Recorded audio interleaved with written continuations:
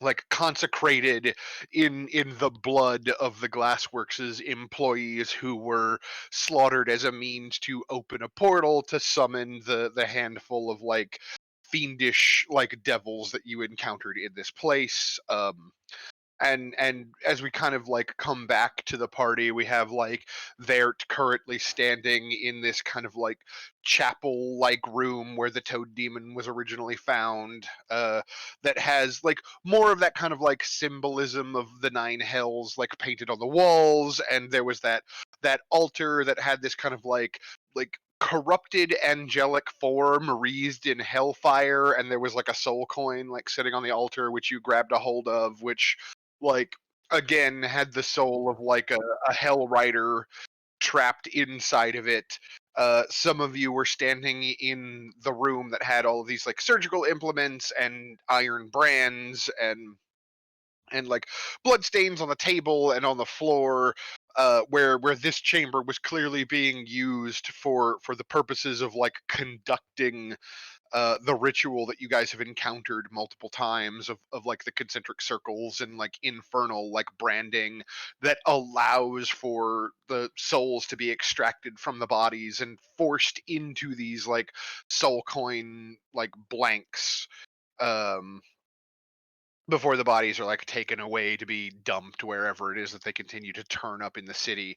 And then Lucina, at the very least, and Rhea are in this final room that is like part like prison cell and part office, where the mage who was leading the cult was apparently like keeping his things, and it was among those like documents that you found, like a handful of letters, correspondence to another like part of the cult cell located elsewhere in the city.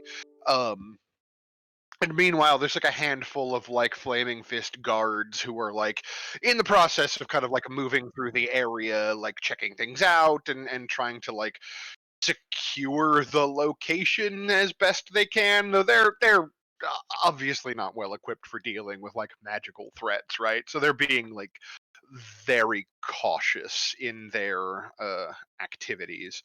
um and so I guess like aside from just like the high level description of what we have in the place, I guess like what's everybody like doing when we kind of like come back into the game, right? Like I know Vert was like messing with the soul coin that he found, but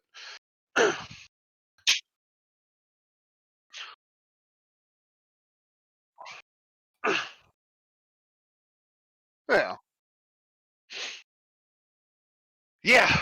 To think this all started with Vert letting the prisoner out, right, and then you stalking them back to this glassworks, and then everything kind of God, went I don't crazy. even remember how this freaking started. That seemed to be like Vert kidnapping me and me going and capturing that prisoner. I'm like, fuck. Yeah, I Right. did. It all started with me kidnapping Bo. Yeah.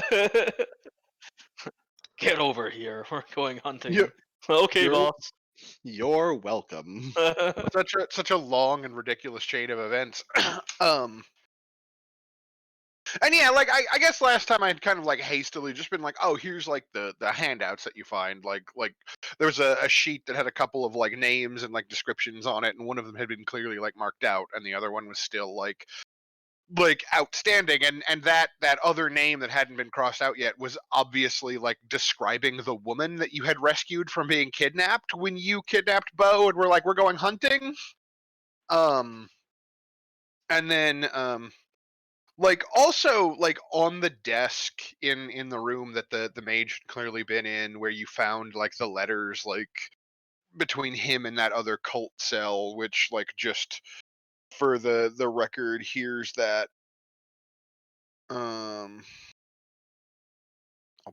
pop this, or like you should have it in your handouts. You can just go look at it. Yeah, that was the one thing I wanted to point out to everybody else who can actually look at it, was that we've got a guy named Vaz who is apparently some kind of leader in the Flaming Fists.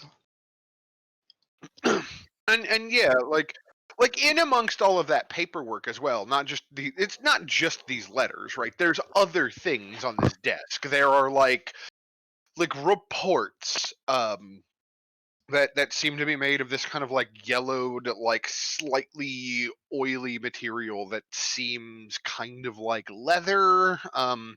It is reminiscent of the parchment that was in that like cult devotional that you guys found so long ago that I think you had all determined was maybe made from like flayed human skin or the like.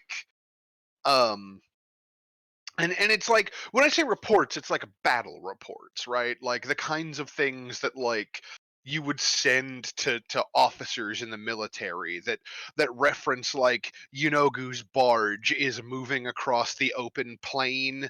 Tiamat's forces refuse to move.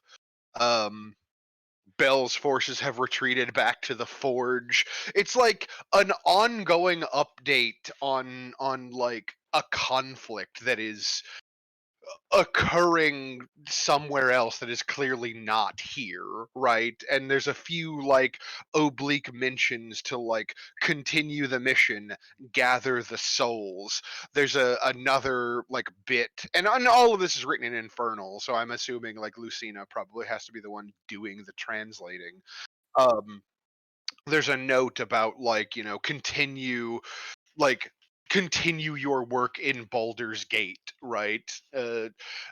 Afflict the spiritual like fabric of the city so that it can be of use.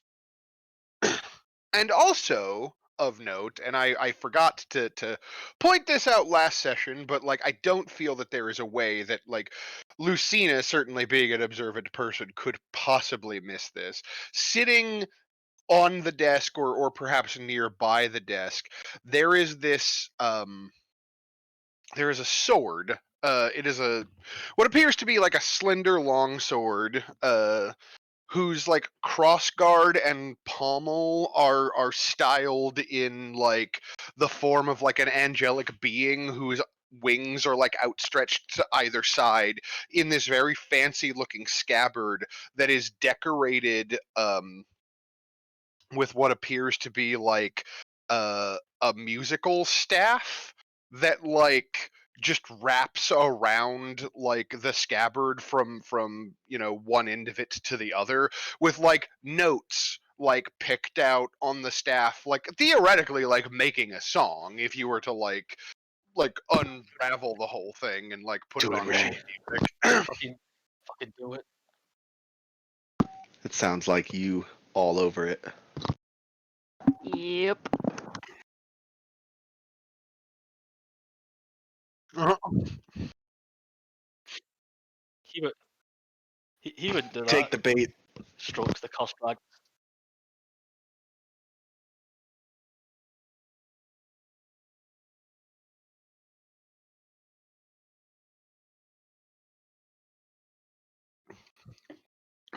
All right.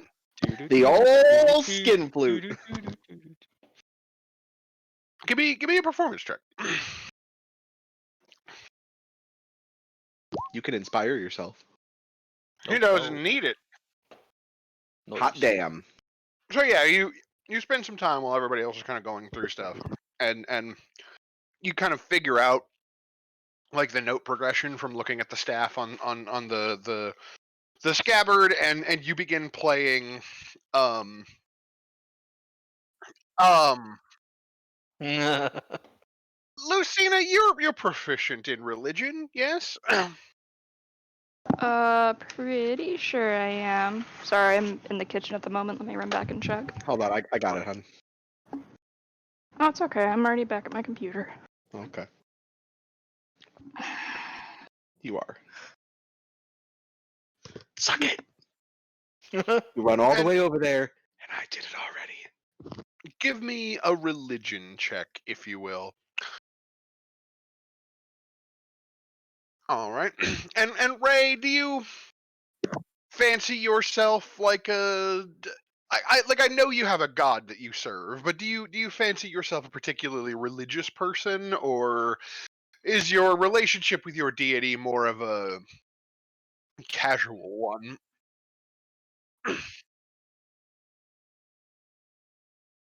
Sure. So I take it then you don't do a lot of research on like other people's deities then. So yeah, the song doesn't mean much to you. It sounds like interesting, and it's a very like well composed song. It probably sounds somewhat old to your ear.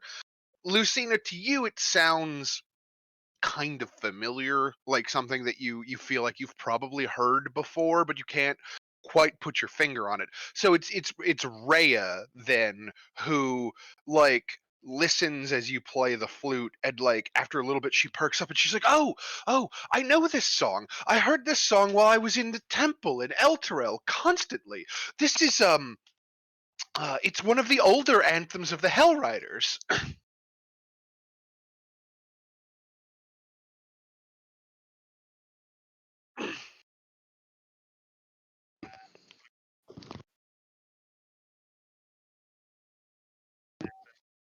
On the land and on the sea, in the navy. Yeah, and it has that kind of like very like classical, like religious, like tone to it, right? Like, and it's I'm still comforting in its way, and it's a little bit triumphant in like other like stanzas of the music, and then kind of like you probably have to improvise a little bit, right? Because like you don't have the whole song, you just have like the major part on the scabbard, but when you finish playing, like Ray is like very like grinning like a fool, right? And she's like happily clapping, and she's like, "That was wonderful." I'm still go- In I'm still gonna headcanon it as in the navy. the Navy. um, but yeah, and yeah, it is a sword in a scabbard, and the decoration on the outside of the scabbard was like the musical staff with the notes on it, right? So like, and nobody has like drawn the sword yet, and like Rhea's kind of like eyeballing it, just being like, but why would that be? Huh? Strange.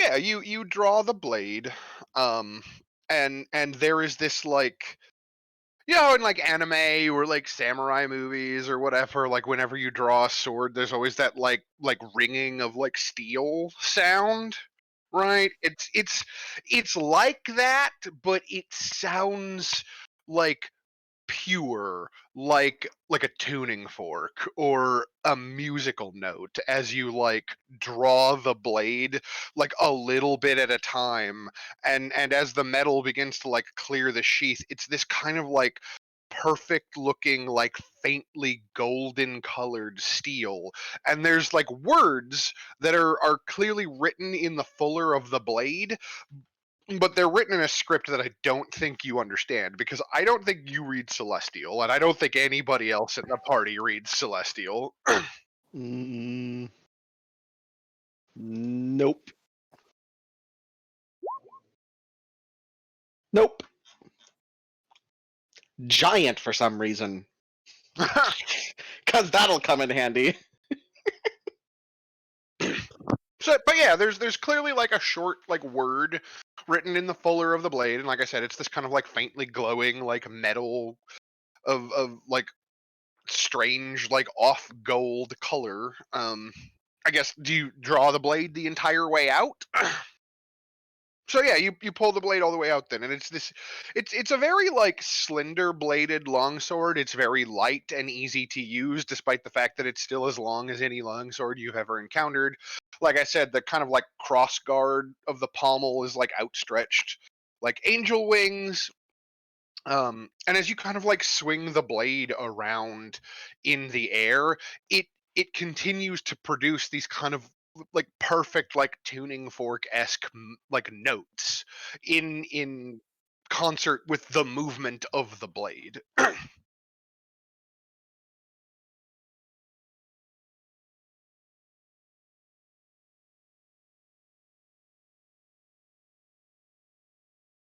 Yeah.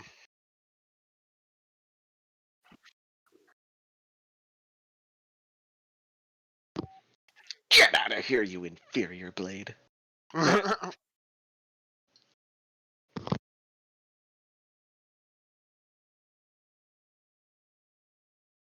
Right. Looking at Rhea, eyeing up, like, looky, no Yeah, touchy. no, like Rhea's like a little wide-eyed as she looks at the blade, and she's just like fascinated by it, but like she doesn't like it's not like a covetous thing, right? Like she's She just like very confused by it. she knows her place. Right. Also, she's an NPC, so fuck her. um. But yeah, I mean, like, if you wanted to make an Arcana check to try to figure out anything about it, that is a thing that you Oh, could do. oh boy, are you ready for the round of? It seems to be some form of magic. Yes, the sword appears to be made of sword. Mm. Sure. Wouldn't it be neat if? You should have gave yourself Oh. bardic inspiration on that shit. Probably could have. If you had any left. Just because it's become a meme now, I'm gonna do this. Nope. Okay. Nope. Yeah, you know what? Like, Yes. This sword appears to be made of soul coins. Soul coins. oh Soul holy shit! coins. Like, what the fuck, bro? Nice. Yeah. Okay, hang on. I'm looking for my.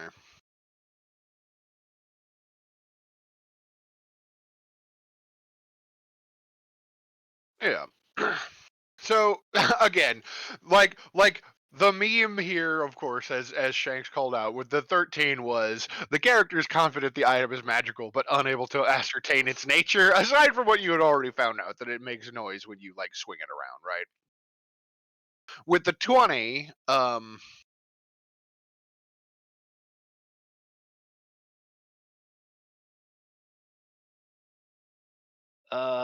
Like, well, you see, I was speaking to this guy in a pub one time, and I could swear I remember him talking about a blade like this. Like, it's some sort of famous blade in the Hellriders. I'm guessing. Like, yeah. So without. I think here's something I will say. Like you probably remember this like in character in a way that you don't as a player because it's been a while. Yeah. One of the people who was killed by the cult and like later turned up in the morgue, there was a note in the report about her body that like she was a very skilled swordswoman in the Hellriders, and like her rather unique looking longsword Oh, it went missing. Right. Yeah. went missing, and they hadn't found it when they recovered her body. Um, and like I'm just with a 20, I'm just gonna go ahead and give you like the write up for the weapon. Shame. I'll just It looks put like it the family will never find that sword. in the loot channel. Um, It's the such a weapon is shame. called Hope. um, their slender longswords, crossguard and pommel, are fashioned in the likeness of an angel, with hands clasped in prayer and mouth open as though in song, wings outstretched. The scabbard is decorated with a musical staff that wraps around the length, notes set in the progression of an Elderguardian hymn. The weapon's foliar bears the text, bears text written in celestial runes, and the metal of the blade has a slight gold quality that sheds a faint trail of light as the blade whips through the air. Whenever the weapon is swung, it emits harmonious notes, lifting the spirits of allies who hear the cheery tune. Hope counts as a magic weapon for the purpose of overcoming enemy resistances, and its melodic resonance can be willed by the wielder to function as a musical instrument, producing any song the wielder knows. Additionally, while attuned to the sword, its wielder gains the ability to cast the guidance cantrip at will, and may use their action to cast the spell Aid. Once it has been used in this way, neither guidance nor aid may be used or may be cast again until the next day at dawn. Holy shit, that's quality. Listen, aid. Aid is a serious spell. That's some good shit right there. And guidance is kind of like a oh shit button.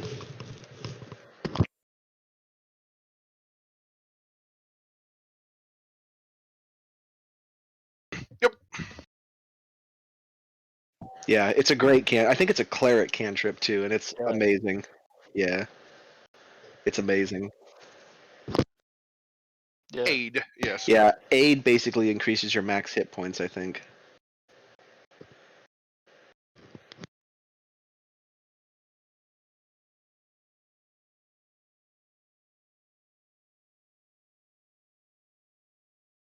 Yeah. Yeah. Yep.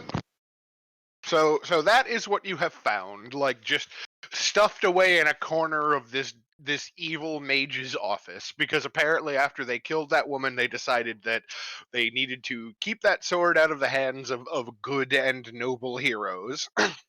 Unfortunately, it hasn't found its way back into the hands of good and noble heroes, but close enough. It's found its way into Lol, the hands got of him. some murder hobos.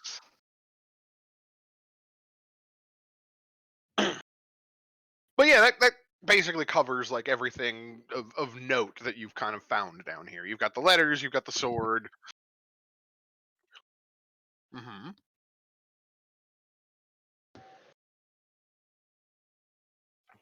Yeah. I make cool magic items for my players, or I just give them a fucking rifle. Yeah. That's fair. But yeah, so I guess my question then, with all of the information you've learned about this kind of like this gentleman named Vaz and the correspondence back and forth between these two different cult cells, like there's some information about this ongoing conflict and this attempt to like affect the spiritual fabric of Baldur's Gate, and all of these implications, and also the fact that I think most of you are completely out of spells and some of you are still pretty fucking beat up, like uh,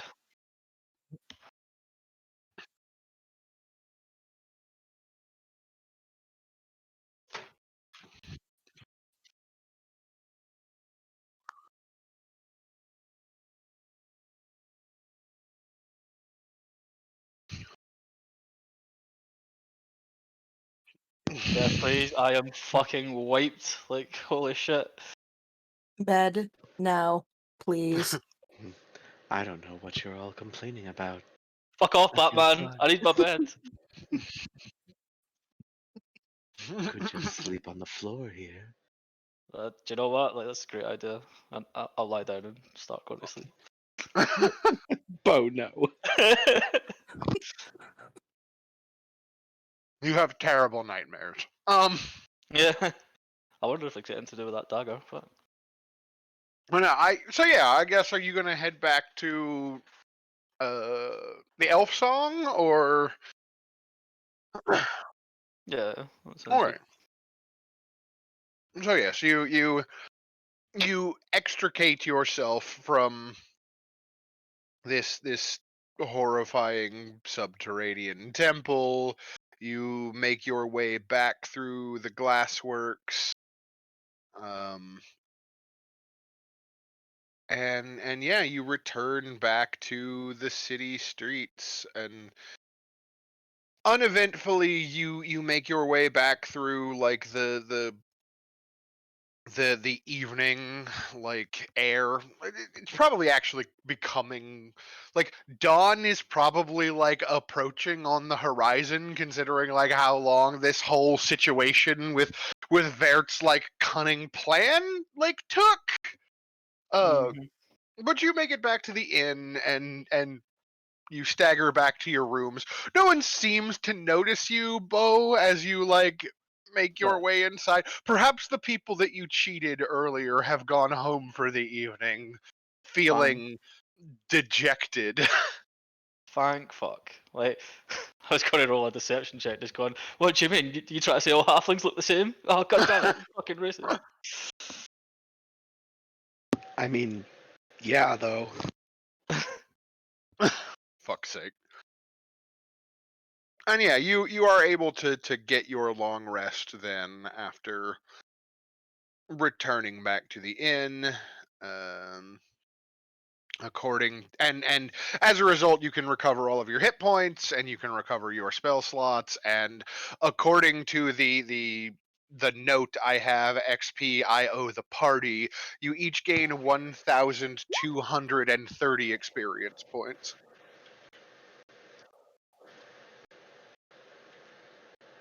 That is 3,520 for those who are keeping track. 3,520. Oh boy. Is it level up time? Yeah, we're level 4, BB.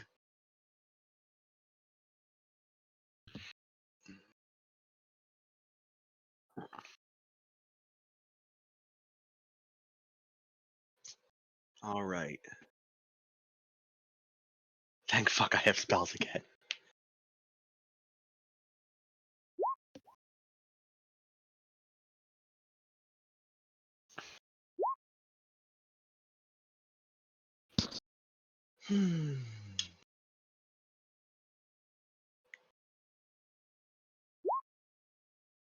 How much was what? 3,520 total.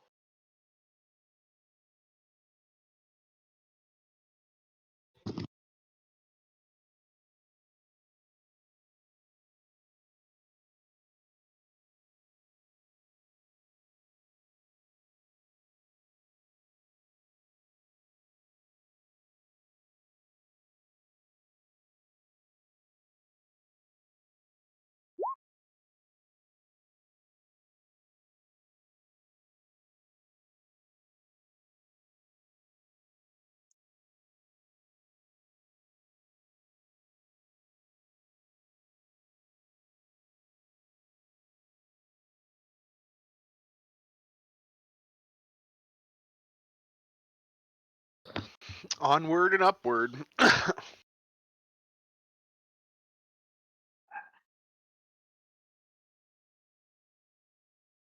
Actually, I wasn't sure if y'all were going to level up or not, but here we are. I had forgot I'll what be your right original back. totals were, so.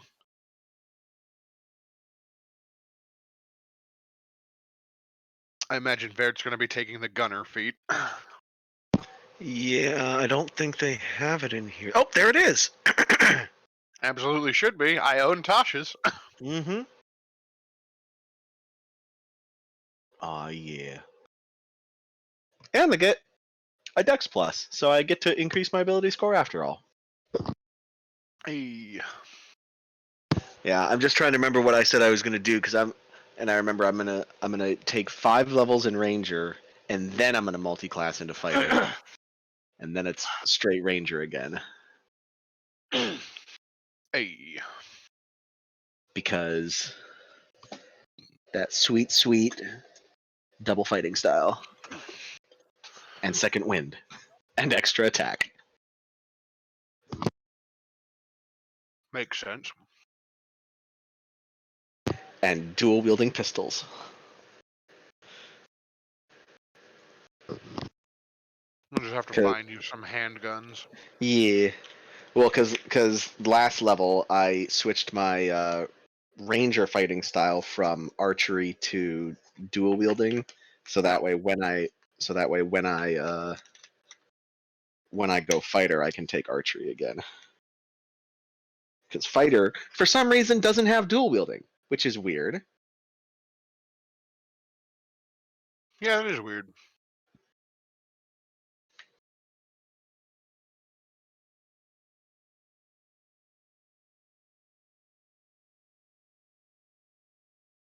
Ooh, spells. Ranger spells.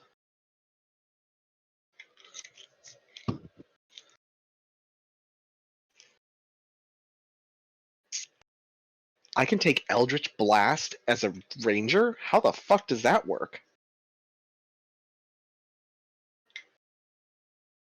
Is that right, Marcus? It doesn't seem right. Yeah, right? But it's on the ranger spell list. Huh. And so is Druidcraft. That's weird.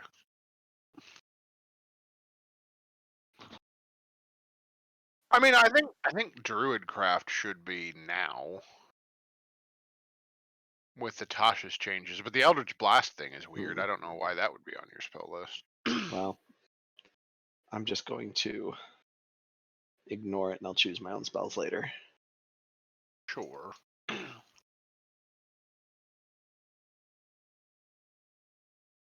Uh,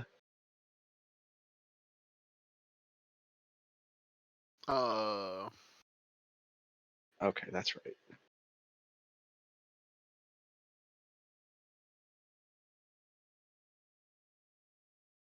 Ranger Horizon spells. Walker.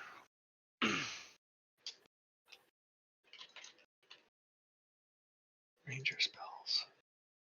How many spell slots do I have now? So, as a ranger, show how many spell slots you have. 3 first levels, so I got nothing. Yeah. Yeah, 5th level's where it's at, apparently.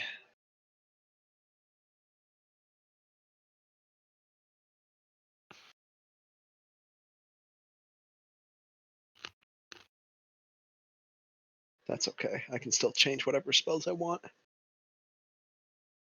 Also, Yes.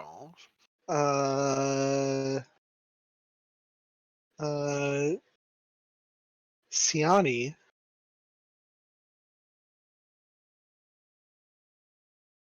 I think she did. I'll be right back. Oh, okay.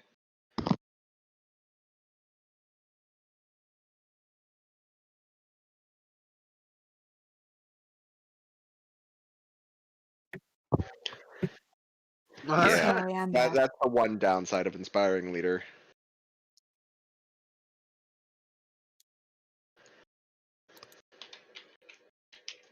Someone was calling for me. Yeah, me. Do you have Goodberry?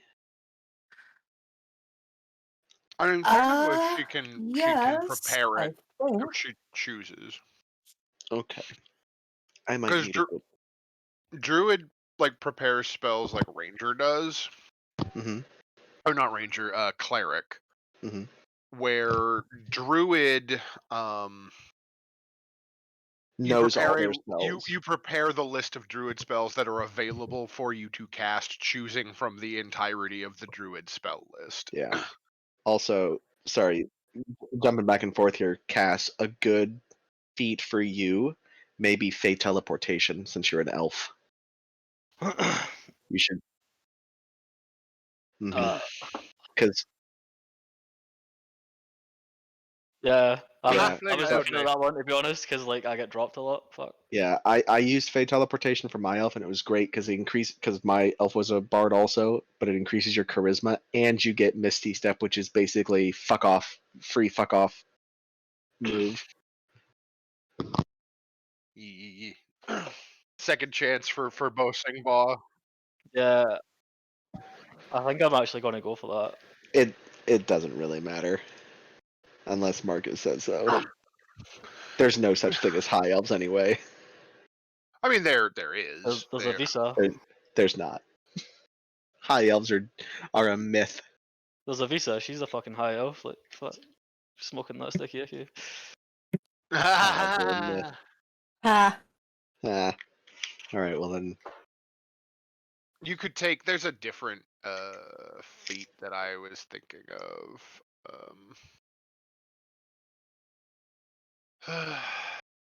Ooh, prodigy might also be okay.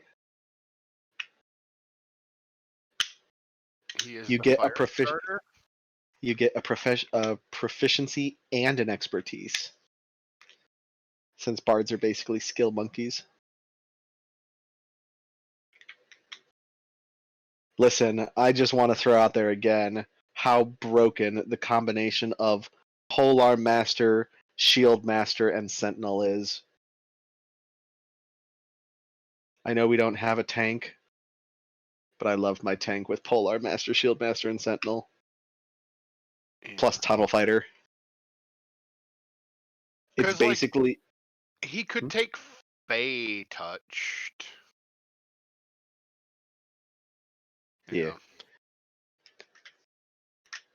But with my paladin, I basically get unlimited reactions, and anytime anyone comes near me, I get to I get to stop them. And then anytime they try to move away from me, I get to stop them. And then anytime they try to run somewhere else, I get to stop them, and it's great. Like, Yeah, but you get proficiency.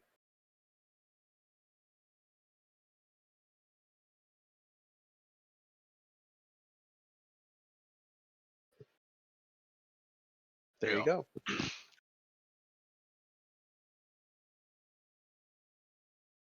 Yeah, because like no, Pretty no, good. it's fine. Like leveling up takes time, and yeah, like Fey Touched is from Tasha's, and Fey Touched is like you increase your intelligence, wisdom, or charisma score by 1. You learn Misty Step and one first level spell of your choice. This first level spell must be from divination or enchantment. You can cast each of these spells without expending a spell slot. Once you have cast either of these spells in this way, you can't cast it again in this way until you finish a long rest. You can also cast these spells using any slots you have of the appropriate level. Your spellcasting ability is the ability you increased with this feat. Actually, I only say this because somebody else in my party took it, and I think it might be interesting for the elves. Elven accuracy basically is if you have advantage on an attack, normally you would roll 2 die, right? With elven accuracy, you get to roll 3 and take the better of the 3. For Yeah. any of our elves who might want that, because one of our elves uses it in our Grim Hollows game, and she fucking just wrecks shit. Is We not bad. literally build our entire encounter strategies around giving her advantage so that she can just crit everything.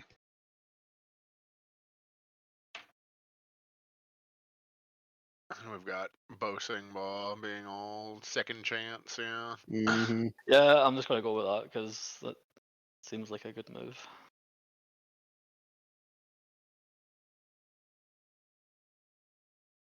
That tavern brawler, though.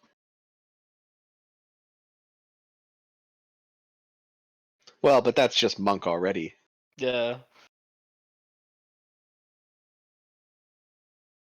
It's good for Savage. everybody else. Yeah. Shadow touched. Yeah. Ooh. There's a bunch of like interesting new feats in Tasha's.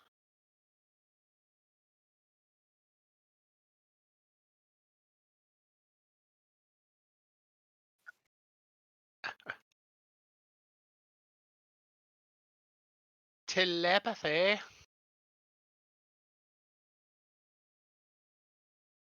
Talk to the animals.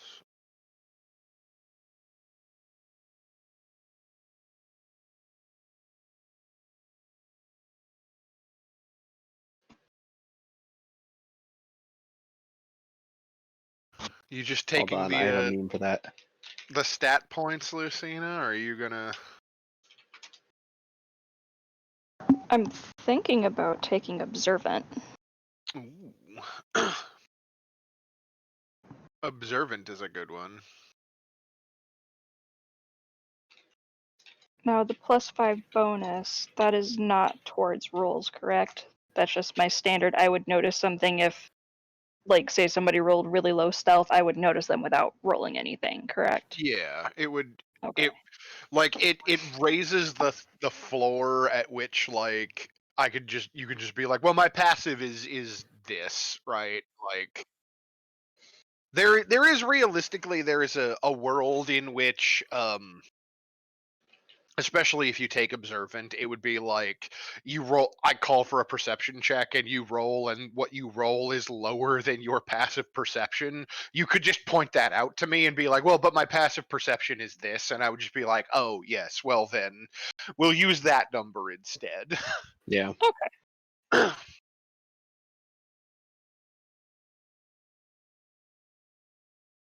It also helps you find people that are hiding. Yeah, That and can, also gives her the lip reading ability. Mm-hmm. yeah, which would be quite useful.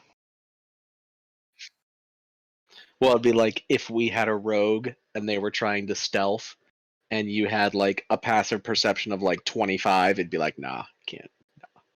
Yes, that passive perception is important for Lucina keeping Ball from taking shit out of people's Mhm. pockets. Yeah, that's kind of what I'm leaning towards. But But grabby hands. What? No.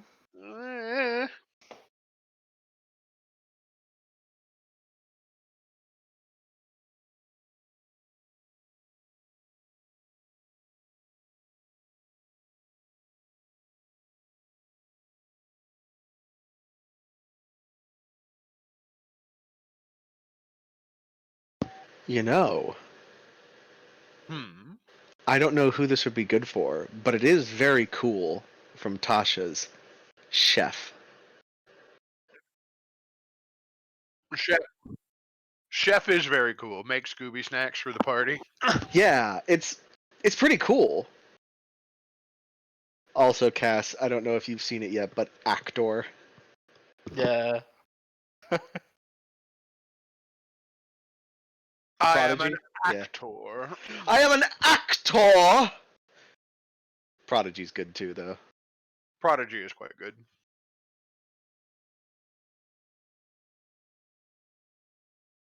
What is that? A band? I am a fire starter.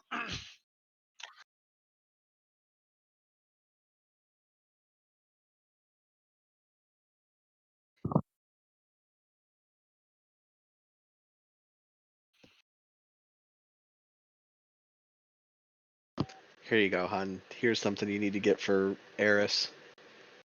Flames of Felagos. Go on. When you roll fire damage for a spell you cast, you can reroll any roll of 1 on the fire damage dice.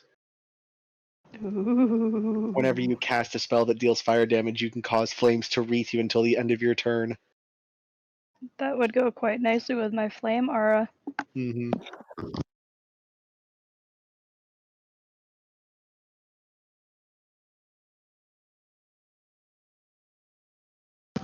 Oh, what? I can just take fighting initiate? I don't even need to fucking go into fighter. Could, yeah.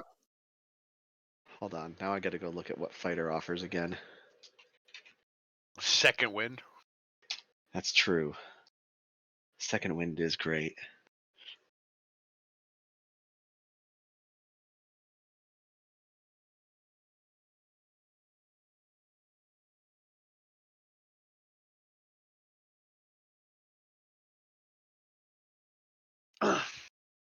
You're grabbing Celestial as a language proficiency.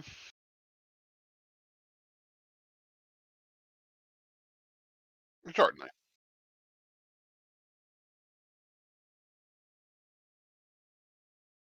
Prestidigitation. Prestidigitation. Such a great cantrip. Yeah. It's stage magic. It's useful magical functions that aren't covered by other spells. A friend of mine Well- likes to refer to it as extremely limited wish. Yeah.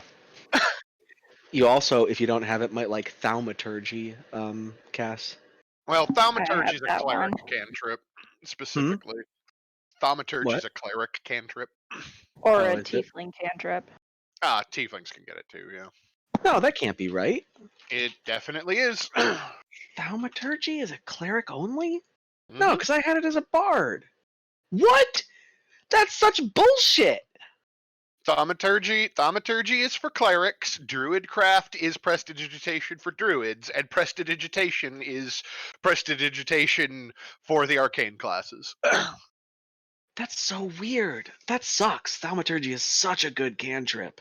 There are ways to get it, like from feats or like race choices or whatever, Yeah. but like normally it's because it's cleric because it's like the booming voice stuff and all that is like meant to be like priests reciting canticles and whatever, like Yeah. that kind of shit, like.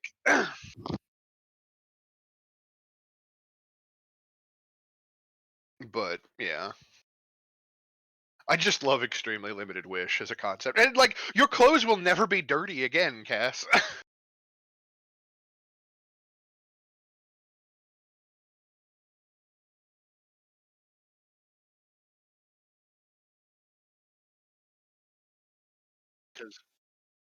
What are you looking for?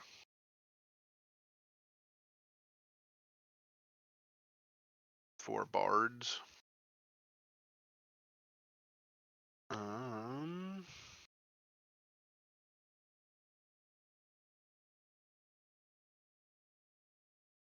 Okay. Level 2 bard spells. Not that one. You have to sort it weird. According to this, level 2 bard spells are Aid, Animal Messenger, Blindness, Deafness, Calm Emotions, Cloud. Okay, cool. Cloud of Daggers, Crown of Madness. Crown of Madness is very funny. Yeah. Suggestion, Skyrite.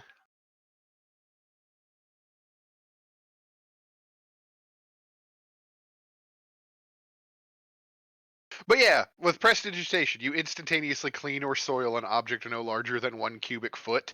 That just means like whenever you get dirty, you can just spend time like prestidigitating your clothes until they're clean again. Like you never. I think the correct use of that spell is when you get dirty, you clean it and throw it onto Baw.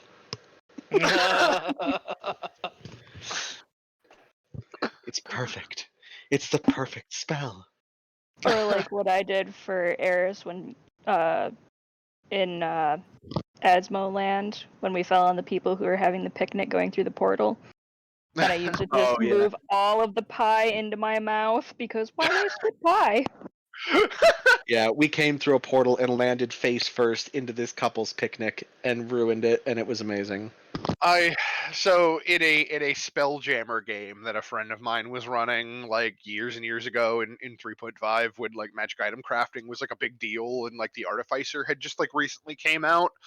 I wound up breaking the economy in that game because making like magic items that use cantrips is like was like pointlessly cheap back in 3.5. Like it was very easy to do both in terms of gold and experience cost. Mhm. So I started a side hustle for our ship's crew. Prestidigitating brooms. No, what I did is I made these magic items that it was like a box that was big enough for a person to walk inside of it. And all of them had like a label on the side of the box that said like Captain Milo Kilmore's magical cleaning closet or whatever, and it was basically like a combination shower slash laundry machine where somebody could like walk into the box and like push a button, and it would prestidigitate themselves like perfectly clean and like do their hair and everything. And so we sold them to other ships in the Spelljammer game so that like people wouldn't have to waste water taking baths, but no one would stink anymore. That's fucking amazing. And like we made so much money because we had a bard in the party who would do all the sales pitches to the NPC pirate crews or whatever, and just kept rolling like fucking gangbusters. And like the fucking game master was just holding their face in their hands, just like, what are you doing? And I'm like, I'm buying my friend a vampiric sword with all of the money I've made, clearly.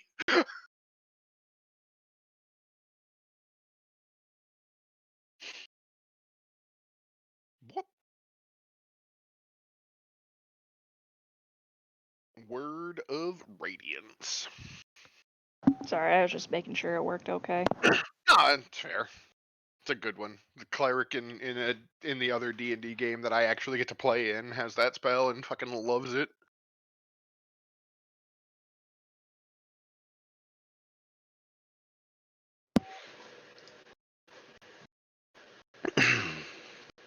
How you doing over there, God. Mesa?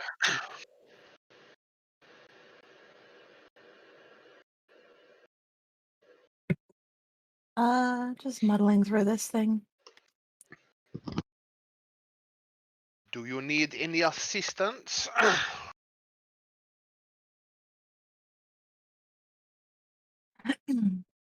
think I've got it. Cool. Just Just checking. think. Hadn't heard from you in a minute, so I needed to make sure you were still there. I realize you're probably a little tired. Had a long night, according to Cass. Yeah. What'd you guys do? Sorry, I'm being very distracted by the family stuff. Oof. Um, yeah, never mind that. Oof. I'm sorry. I sympathize. Yeah, Pierre's sister is not having a good time. Mm. She's wait, no, we're on stream. Yeah, I was gonna say, like, don't put out anything you don't want people to hear. Yeah. Uh, Hmm.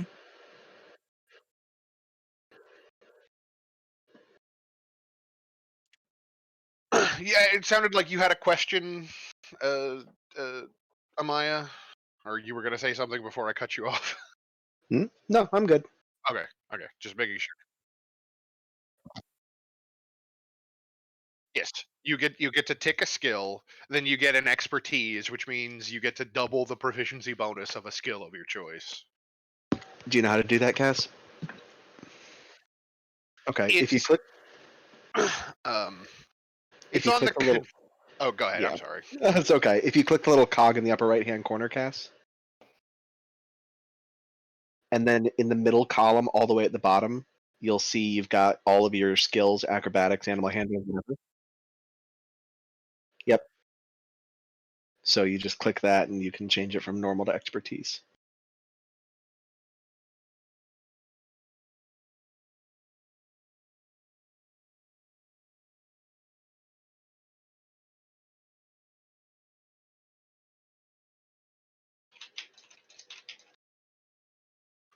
And then when you get to level 10 or something, I think it is, you'll get Jack of all trades, which is fucking dope. I think he actually already has Jack of all Do trades. you? Oh, Jack of all trades is fucking dope, man. Oh, it's so good. Oh, Jack of all trades. You're welcome. Are skill points a thing in this game? No. Okay. So we're stuck with what we got. I mean, here's the thing, right? Like, if you wanted to try to take downtime to like learn a skill, Mhm. or you narrate your character taking every spare moment, like Mhm. trying to learn a skill, like Mhm. we can discuss like you learning a new skill that you don't already have when Mhm. you reach a level up, right? Okay. Yeah. There are also alternative means by which, if you were to say rip up your business card and go talk to a particularly agreeable devil and offer him a significant amount of payment, he might be willing to entertain the idea of helping you gain access to a skill or feat you might not already have. I just gotta say, I fucking love this mechanic. This, Guys, I went to I, Niburius to get a new feat, and I somehow turned into a warlock. Is this good or bad? Yeah. A particularly agreeable devil. Bo goes to Nibirius and he's like, "Hey, I want to be badass." And Nibirius is like, "Cool. Here's +5 to your proficiency, and in return, you can never get drunk again. Like you Oh can my drink, god. but you'll never get drunk." Oh, Wait, no, go back, fuck. the finger on the monkey's paw begins to curl. Mhm. uh, Yeah.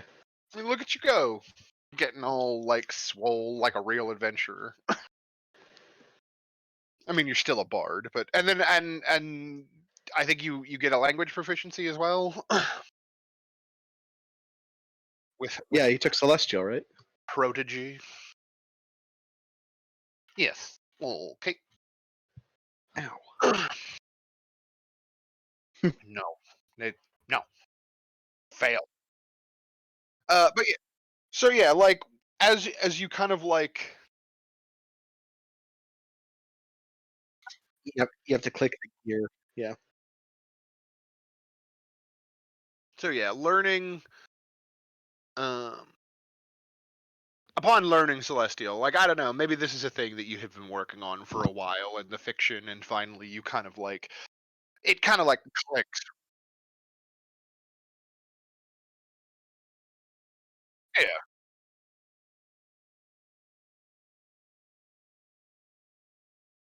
yeah, and so, uh,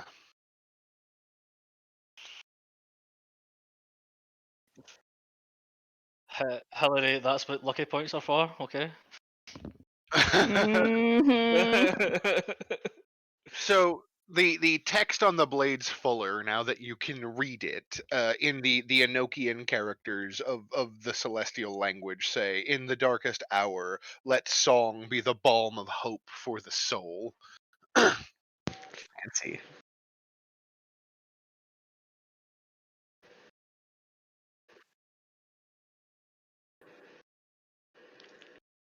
Same.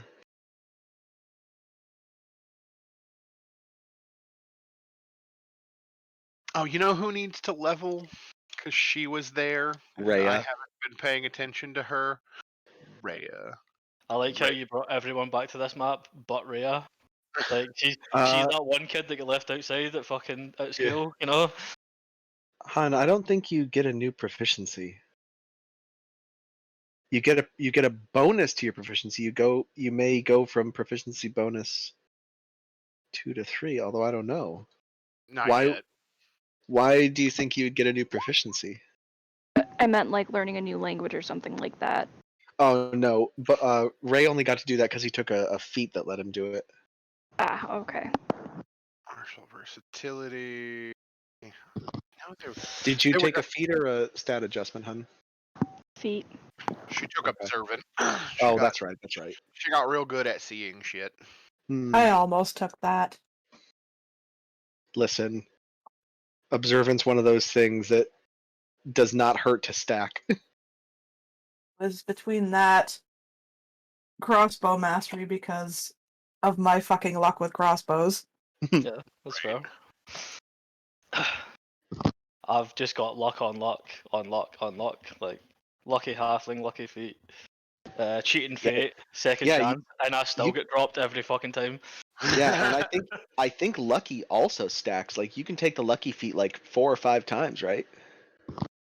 Well, I'm gonna get Yeah. it when I get my next piety thing, but like I don't know if it would just give me more points than the luck thing or what. Oh I yeah, think it gives you more that's how points. So that's how I'm gonna rule it. yeah, let's go. What do I want to give her as a feat? The thing that screwed me with lucky for the longest time was I didn't realize I could use lucky That's against what my that is. enemies.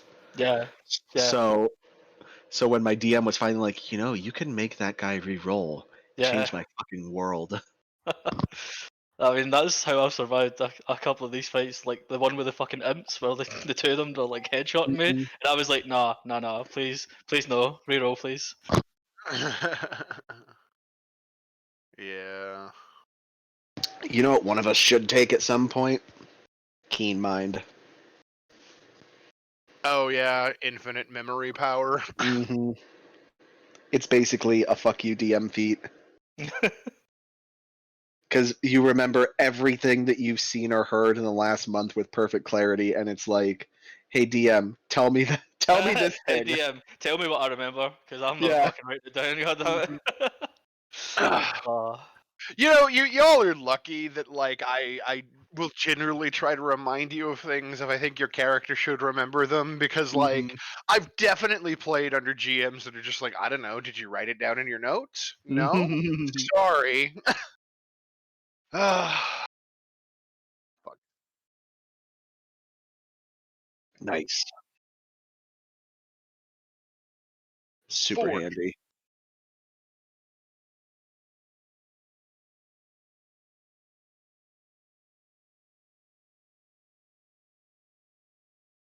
Oh, much better at lying. I see. Mm.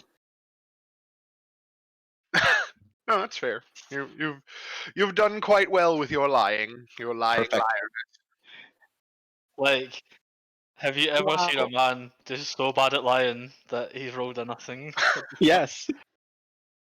Wow. Listen, There's, I okay, love it. speaking of zeros, since I'm we're not still waiting on that people to one, finish but- leveling up, I have to tell you the story of our Grim Hollow game where we're trying to build a new town.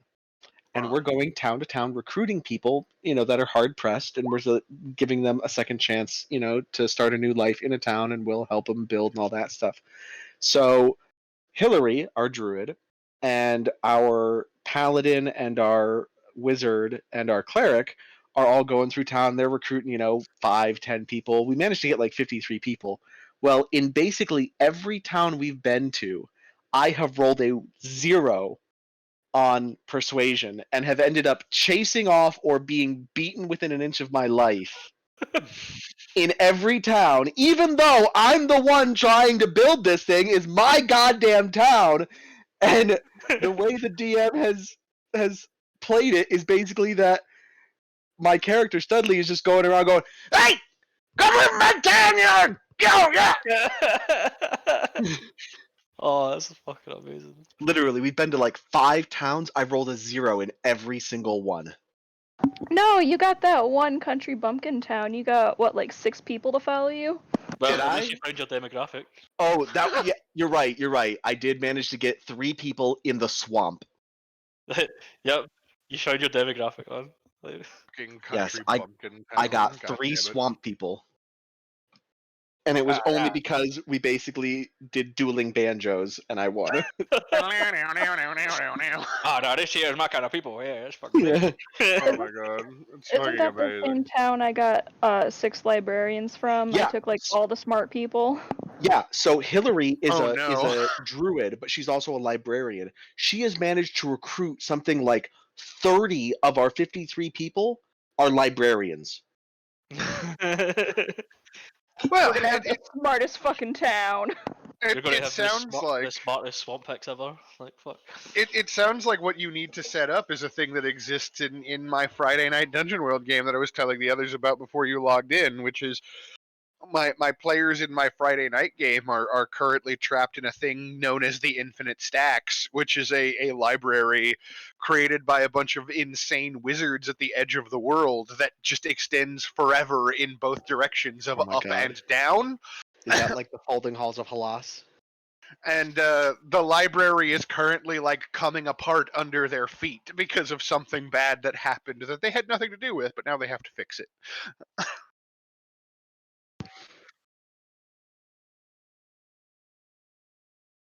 I'm done. I think I'm done. Monk I'm easy. good. Monk no have to big bin.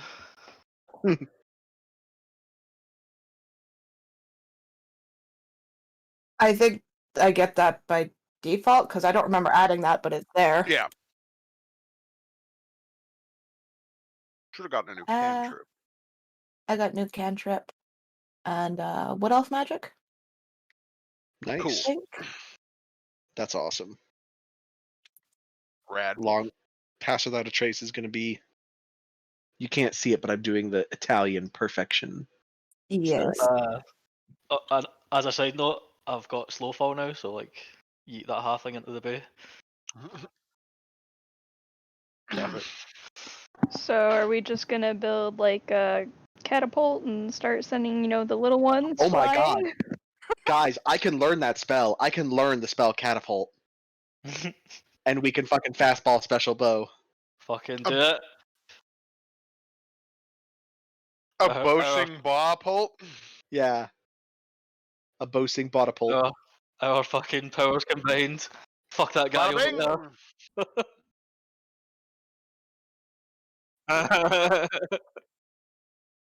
there. But yeah, so Flying bow. you have the evening to rest and recuperate after all of the horror that you encountered in that dungeon beneath the glassworks. You rest in a soft, comfortable bed, and I don't know. Actually, yeah, Bo, I wasn't kidding. You have terrible nightmares. All right, Um, sweet. like Oh you no. you have dreams about like red-skinned, winged and horned devils with like sharp razor blades like flaying the skin off of people's bodies, and the screams of the damned as they're lowered into hellfire, and the rattling of chains, and just all kinds of other like Hieronymus Bosch style like hell imagery. But in the morning you wake up feeling strangely refreshed, but the knife is in your hands. I was gonna say, can I just like wake up in the bed across my cast, like holding my knife, rocking back and forwards? The demons, Yeah. the demons, they told me to do it.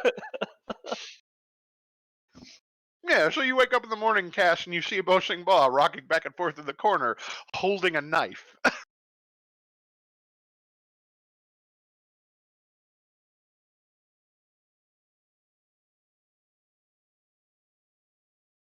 Oh god, it's just a drink, right? Great. I was freaking out there for a good 4 hours. Fuck. Actually, can I insight check him? Did you really just actually this game? I yeah, it was. Well, it wasn't intentional. It was more like, oh, wait a minute, Well, because hasn't someone else in this group had the exact same situation? here's the question: It like, was me. are you reasonably sleeping in the same room as Bo Sing Ba and Ray, or did you go out and like sleep on the roof like a weirdo? That's fair. You're right. I'm legitimately asking. Like, No, I probably would not feel comfortable in a bed in a bedroom. fair enough. So yeah, Although I could have slept on the eaves outside of their room, like the I was gonna say, like, ultimate you could creep. have. Ever since could've my just A team fucking began gargoyle using that you Trello's are? views, Yeah, we like a started to see gargoyle. our work in a Be like, whole new that's way. the sun up, fucking Well, motherfuckers. actually, Come on. it's Yeah. all oh, different like the ways. sun comes up and you Every hear year like a still starts tap with tap work tap when we're tap planning tap on the projects, window, and our and lead so you look managers over and are flexible enough for there's any your use case. Leshen like But now we have hanging more down ways from the to eaves visualize of the our inn, work, like not just for tapping my against team, the but from the glass. whole company Not too. even Bo And and his we are current state. absolutely Bo's loving it. rocking back and forth with like When I like need to holding the visualize knife how like close projects to will come himself in his together, hands. I And use the timeline view to We adjust should have start been and moving due 3 dates, hours ago. line up the so steps yeah, of the go ahead project, and give me and then set the go ahead plan and laid give me out an from insight start to check if finish. you would like. Our projects Considering can that have knife lots has of talked to Sayani too, she'd be nope concerned if moving she saw parts, that. but Trello makes it feel easy. It's fine. Like, Next Yeah. time with you my me, it's gonna shared be calendar like back view, in my my whole belt. team gets a complete You picture of assume which that he's projects just are due acting today, weird, like tomorrow, Bo Sing next Ba week, does and from beyond. time to time. That way, we can all Another thing that prioritize you for notice, what's coming however, up since next. you're And dangling to make off of sure the eaves of the everything is building and running tapping on the smoothly, glass I can of pull up a Ray's window, dashboard that monitors there bottlenecks is on and the windowsill, like outside of the glass, there is what appears to be a folded origami bird that is just sitting like on the windowsill. Well then. Can Ray see it? I mean, if Ray looks over, he'll see it. Okay. I will ignore it then.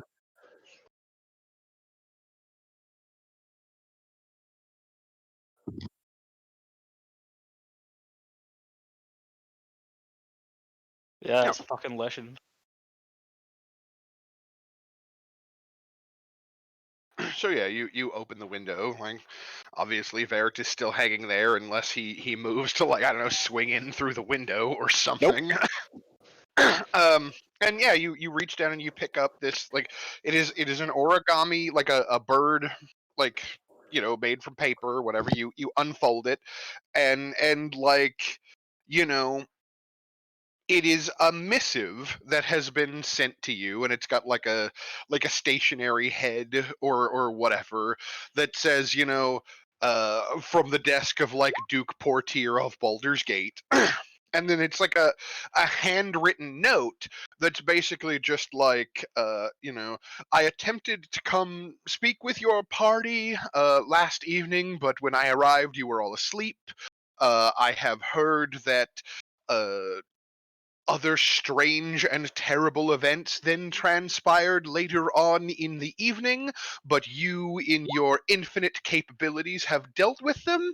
I would be much appreciative if you were to come to my office for a conference later today at your earliest convenience. I will make space in my schedule. Signed, Duke Portier.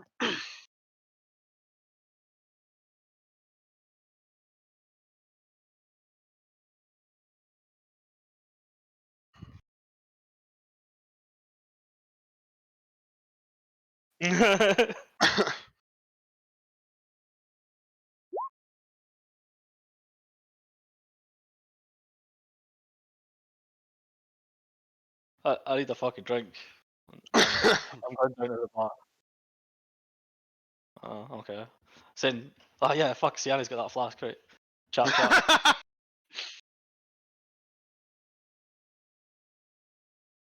So yeah, Yeah, you so like, I'll go in, like, chap on the girl's door and be like, hey, Sienna, can I get a drink? Like, still maybe shaking a bit, like, not got a steady hand at the moment. At which point, the door would be answered by an extremely disheveled Siani. You got any more of that fucking whiskey, man? Like, fuck. Just wordlessly hands him the flask. I'll take a quick swig at it and like, oh, so we had a letter on our windowsill. Like, apparently we've got to go and meet someday. You've On our also got a lesson just windowsill. hanging in the windowsill too. Does nobody do things normally in this city? Why was it on the windowsill? I don't know. I don't know. Our lesson was out there as well. Like, Hello. So, yeah, so now Verge is looking in through your window? Lucina just straight shoved a face cup is of just tea gonna into his be- hand. be like, good morning, Laird. With the straightest face possible.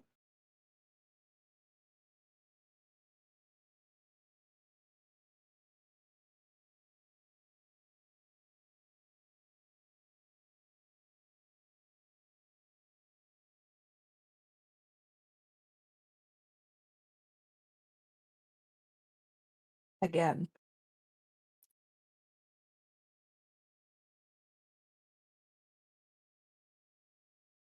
Mm, We also need to move the civilians into the city. that too. I knew we were forgetting something. Like, fuck. At which point there will be a gentle face palm this time. To be fair, you've been quite busy thus far. At least it's only technically been like a day.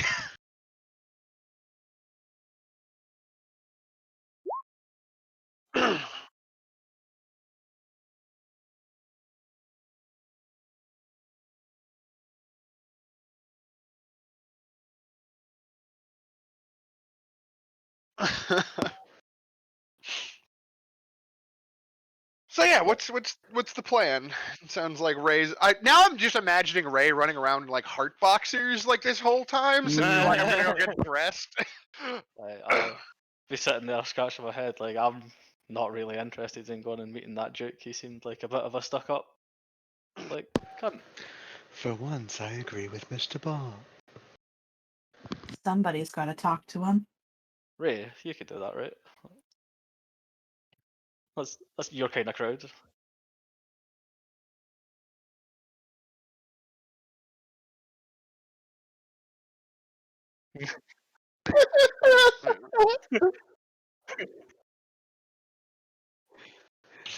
Already would be dressed if Me- she slept in her clothes, but she's got bedhead like crazy. Yeah. Meanwhile, like across the hallway, a door opens up and like a slightly disheveled looking Rhea who's wearing like a night dress like pokes her head out and she's just like, "What's going on?" What were I you will saying, go honey? and shove a cup of tea into her hand too, since she's up now. Where's my tea? I already handed it to you. Everybody has tea now. Like, what do you expect if you go anywhere near Lucina in the morning? You're gonna have a cup of tea in your hand. I mean, Siani was bunking with you, so Poof.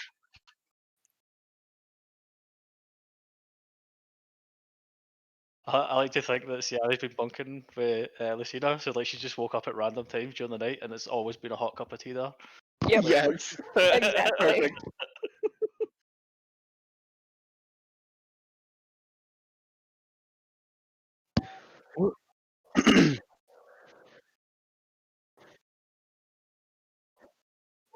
Mr. I Ray.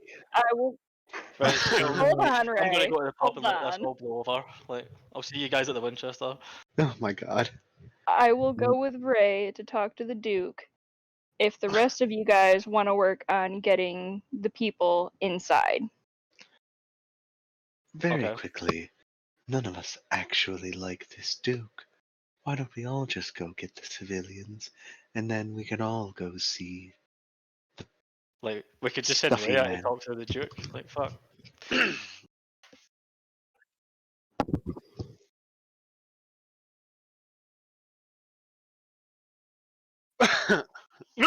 Yep.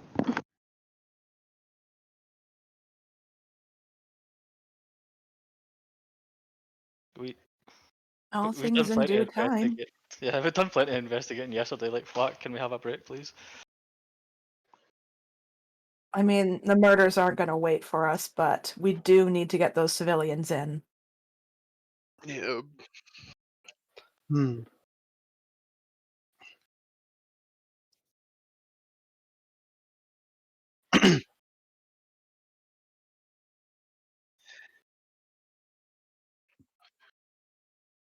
Yeah, Actually, the the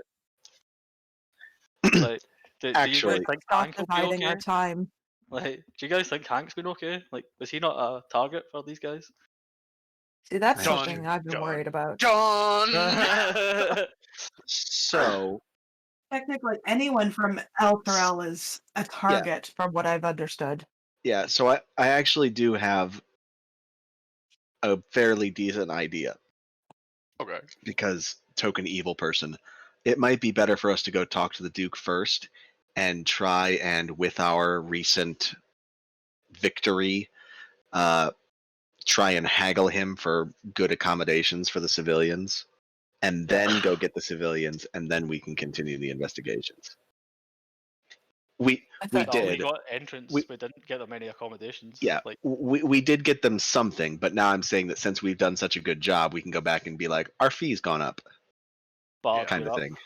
You know what I mean? Yes, the explicit agreement that you had made with the Duke at the time was given your experience in dealing with the cult and just your general ability as adventurers. If you helped him with his problem, he would expedite allowing the group of refugees that you had traveled here with. He would expedite them getting papers to allow them to come into the city and attempt to find places to live and work.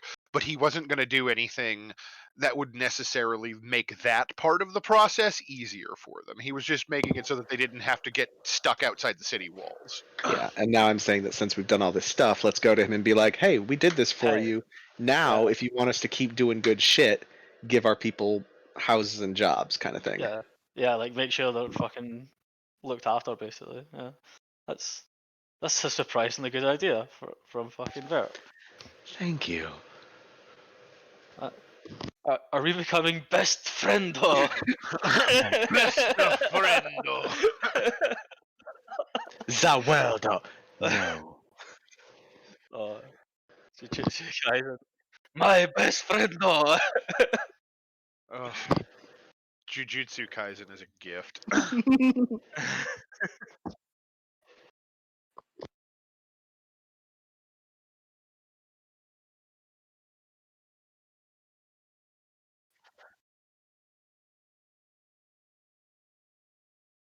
It's chamomile.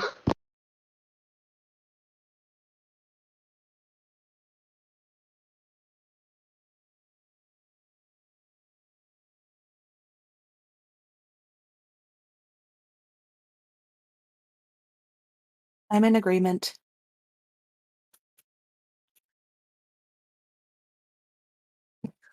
You're goddamn right. What? Excellent. Excellent. Yeah. So let's go do that then. That sounds like a great idea. Lucina, what do you think? On the one hand, we're going to be basically blackmailing the Duke, but on the other hand, helping people. It's not blackmailing. It's just aggressive negotiation. Yeah. I mean, I'd say it would be, you know, a chaotic good action, not necessarily evil. It all depends on how you look at it. It all depends on who we let talk. Like Vert, no. Yeah. I think Very- we should let I Ray think do you- the talking. I think you mean Verdi, yes. You can do that to the bad guys, but don't do it to the civilians. Like, At this point, I think Veert's lost interest in is going back to talking to his coins. fair. Like, look Oh, at the shiny coins. Shakes bag in front of it. you fucking weirdo. But yeah. Okay.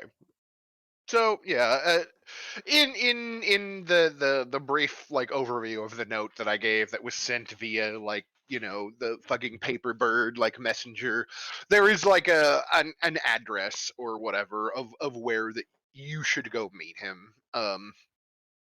And it's a pretty simple matter of just like following directions and like heading over there. You don't wind up going up into Hightown. Apparently, like the Duke has like some other like secular businesses that like have nothing to do with like his light religious connections in Baldur's Gate or to his connections to the Flaming Fist for that matter. It's more of like a mercantile concern, and he has an office at this particular like business. And when you arrive,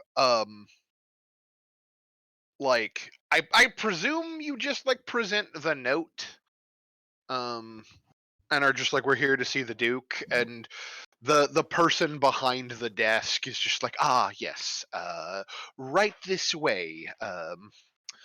And you are led like to an upstairs back room, and the door is opened for you, and inside you have this very nice like office with like a large hardwood desk and like a big like high backed chair, and he's got like barrister bookcases that have all kinds of like ledgers and like interesting things in them. And like it's the kind of like office you would expect for an overly ostentatious rich person. And there is the generally like portly and sweaty bemutton chopped like Duke once again, like sitting behind the desk. But he's currently having a conversation with a woman who is sitting in a chair on the side of the desk that you are on, who is facing away from you, who has kind of like brownish hair with like light gray accents, who is wearing like a suit of plate mail and like kind of like a shoulder cape. um Ooh, and shoulder cape. Listen, and I am an absolute slut for shoulder capes. and like they are currently like engaged in like a conversation about like politics and the like when the door opens, and you catch this little bit of like him being like, given the situation, if you would like to attempt to make the bid, you know that I will support you, dear, no matter what the situation is. And then like the door has opened as he's saying that, and you walk in, and he's like, yes, the heroes of the hour. And he's like, Lyra, dear, you should meet my favorite adventurers. And so the woman stands, and she turns to face you, and I have a handout of what she looks like. Yes, but is she surrounded by flames? Yeah, does She she is. have? She is not. Okay. That's alright. I thought it was gonna be that chick for the fucking like that guard tower, the one with the demon hand. Mhm. No, no. She's just like she's a very like stern-looking woman. And he's like, yes, adventurers, this is my niece, Lyra Portier, recently returned from Chult. His Lyra, niece? She looks my like 80. I know this guy is very old. Okay. And he's like, Lyra, my adventurers. And she just kind of like curtly nods and she's like, charmed, I'm sure.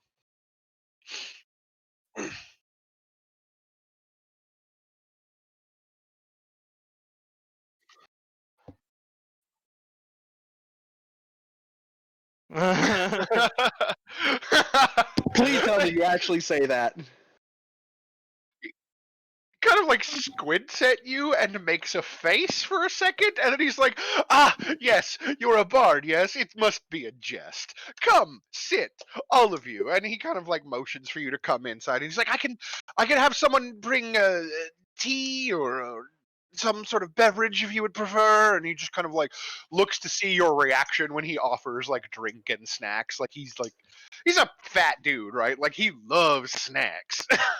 Hell yeah, I'm Tea, feeling please. snacky. You get anything like like a bit stronger than tea? Like Sayane will perk at the mention of snacks. yeah, I'm feeling hella snacky right now. Like let's go. And so he kind of like he's like yes, of course, it is morning, isn't it? Oh, and he reaches into his desk and he pulls out this like brass bell and he starts ringing it, and like one of the servants like appears at the door and he's like, yes, my lord. And he's like, uh, tea and fruit muffins. And then he looks at you, Bosingbaugh, and he's like, and the whiskey. Yeah, snacky. And like just round up all the bacon and eggs you've got and like bring it on a plate. Thanks. Yeah. I want to make sure you heard me, because what it sounded like was that I want a lot of bacon and eggs. But what I said Yeah, was, yeah, I that's want exactly all the it. bacon and eggs you Yeah. have. He's kind of like, and then you say the part about the bacon and eggs, and he kind of like squints again, and he's like, "Do we? You know what? Hmm. Actually, scratch the snacks. Lyra, dear, come. I think we and these adventurers should go to our favorite restaurant. Yes, breakfast." And he kind of like gives you all like an arched eyebrow like waggle, like, care to join us? I I like mean, him a little better now. I like free food. Like, let's go. So yeah, we get a brief like montage of you like walking, doing like a walk and talk kind of thing where he's just like talking about like Baldur's Gate and like his family's like relationship to the politics of the city and how he's become like one of the Grand Dukes over the years of constant service to the city. And he talks about how like he didn't expect Lyra to get back so quickly when he sent the message, but apparently she paid for like a teleportation circle so that she could get back from Chult and she just comments about how she hates that reeking jungle and all of the dinosaurs can just sod off and it's a whole thing. But eventually you find yourselves in a very fancy restaurant referred to like the sign above the door is just a picture of a gold plated fish, and it is referred to as the golden trout by the patrons. And like it's the kind of place where normally if you were to come here you either have to be a member of the club or a guest of a member of the club, and usually there is a dress code. But because you are with the Duke, they don't make too big of a deal of it, and he offers you the ability to just order as you see fit from the menu. I can certainly cover it, I Oh, hope. big stretch. Oh, you're about to see something special, big man. Fuck it.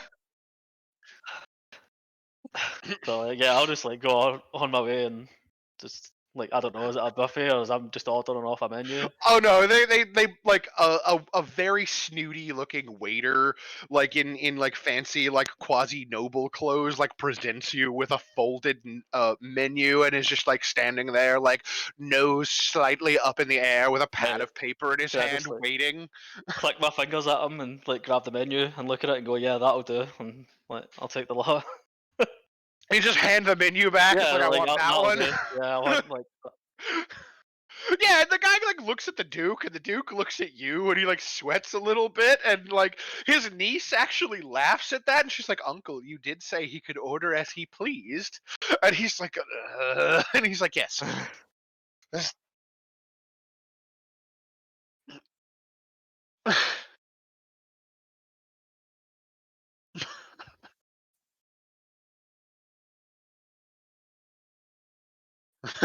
Our We may need a special wheelbarrow as well for taking him out afterwards. Just like my mama used to say, I'm a special boy. Oh Jesus! Please no. I don't. I I don't. I don't want this image in my head, but you've done this to me. What? You know Oh which no, one. no, Yes. no, God, no. Oh my god. Hold on. It's in shooting shit. Yeah, yeah. Oh, wait.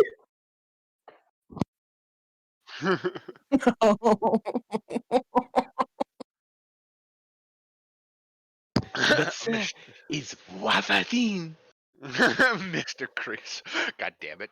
So yeah, so you order, like, at some point, like, the beverages are brought out, like the tea that you order is like, there's whatever variety of tea you could imagine is on this menu, right? Like, this is the kind of place where the well-to-do go. So for Lucina's sake, plenty of interesting things.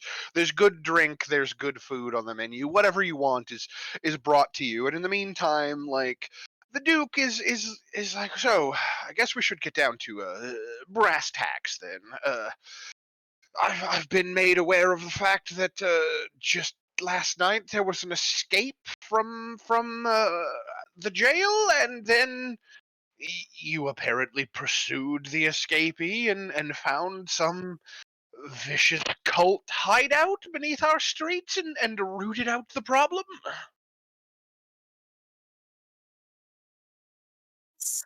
Hey, yeah, I wouldn't we won't call it an wouldn't put it as an escape. escape. I would put it as in like an investigation. Like,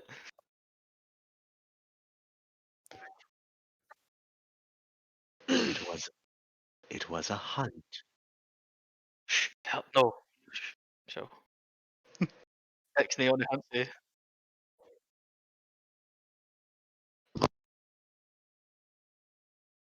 Yeah. and This at that, will shudder slightly. like, Lyra kind of like nods, like, agreeably as you describe what happened, and she's like, ah, so you set them free on purpose as a means to entrap the greater conspiracy. I like her.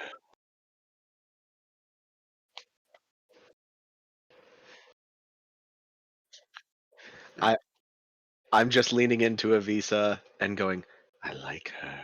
Yeah, and she turns her The head and witch and I will nod. Me too. she turns her head and she looks at you in particular, Vert, as you're like saying, like whispering, I like her.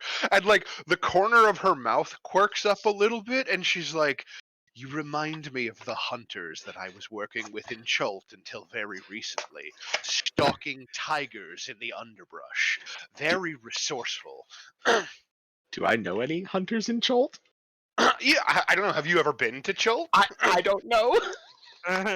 So Chult is a peninsula far to the south of Baldur's Gate that is like a dense jungle rainforest that's Mhm. full of like dinosaurs and like wanty like snake men and like all kind of crazy shit, right? Like Sounds like the that's kind of where place you would have a summer house. Like, Okay. yeah. So it might be a different sect of my people or something like that. Yeah, perhaps. Okay, gotcha. And she's like, I appreciate resourceful hunters. I have learned that they are valuable in the time that I spent in the jungle. I'm glad that my uncle managed to find people that are capable for once. And she kind of like laughs, and like his face gets a little red, and he's like, oh dear. And he looks back at you, Ray. He's like, so can we imagine then that the conspiracy has been rooted out? Will the murders cease?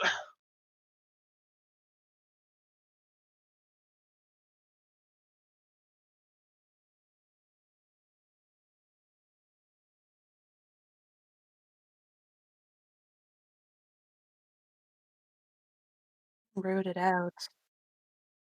Root is a good way to put it. There's more than one root. yeah. So what we're saying is this was a bigger job than we initially agreed to, and Yeah.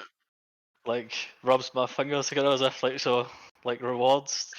Yeah, like he's not paying attention to your casual gestures or whatever, because he's like got his fingers like pressed to his lips, and he's like staring at the letters and like kind of like looking at one and then another and then another, and he's like, oh dear, what is so so you're saying this is even more complicated than initially imagined, and you know, like no.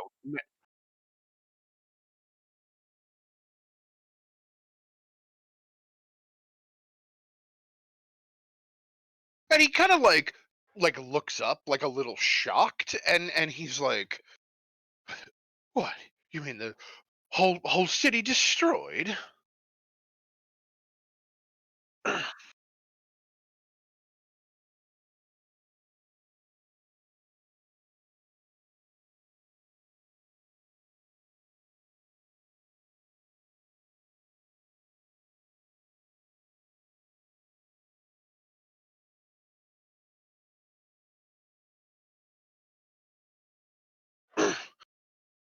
Yeah, and he kind of like blinks a couple of times, and he's like, oh yes, the refugees that you came with. That's you know, it's good that you mentioned that. I actually wanted to speak with you about them, and it turns out that me and my niece are of a similar mind to you, apparently. Should I tell them, or would you like to, dear? And he kind of like looks at his niece, and she kind of like makes a face at him, and he's like, yes, of course. I'm the politician, you are the soldier. And so he's like, if you would sit back down, Master Ray, and enjoy your food. And he basically goes on like a sales pitch at this point, where he is planning on like forming like a charitable foundation called the Confraternity for Refugee Relief. And he is planning on like getting a bunch of the noble families together to contribute money, and they're going to try to actually like figure out a way to like raise like housing, and at the very least like some sort of like halfway house kind of situation, and provide food and drink for refugees. And like he has decided through some small urging of his niece that like it is for the good of the city and the good of the refugees and the good of his political career, though he says that last part a little bit under his breath. uh, if he becomes the person that the refugees turn to when they are in the most need. So he would definitely love to help your friends outside of the city as like the test case for seeing if he can get refugees into the city and well settled and have their needs taken care of. And then perhaps he can use like their resources, you know, like the people that you brought, say, as like a means to like reach out to other refugees, and by extension kind of like daisy chain, like Yeah, and build support networks, right? yeah, try to integrate And- them into the city somewhere. yeah, and he kind of like spreads his hands when he's done with his sales pitch, and he's like, is this agreeable to you and your companions, Master Bard?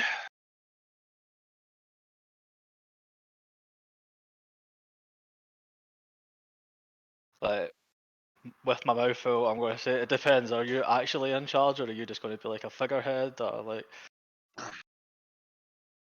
I'm Well, assuming he's not going to run it himself because like he's a fucking politician. He's I he'll mean, be going to be like a fucking check-in and walk away. Like Jesus. I mean, I will certainly appoint stewards to manage the finances, and make sure that goods are distributed accordingly. But you know, I thought, hmm,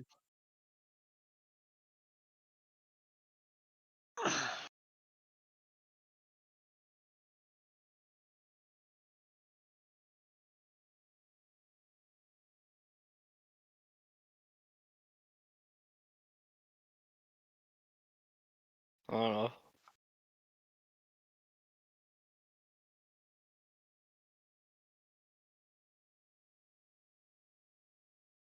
I don't know, man. I'd prefer to be with figureheads. Like I think I trust these stewards more than I trust this guy. Like,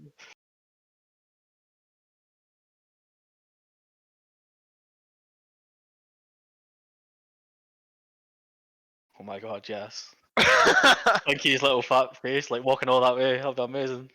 Sure. Yeah, go ahead. Meet Go the ahead and give me a people you're going roll. to be look after. Let's see what happens. uh,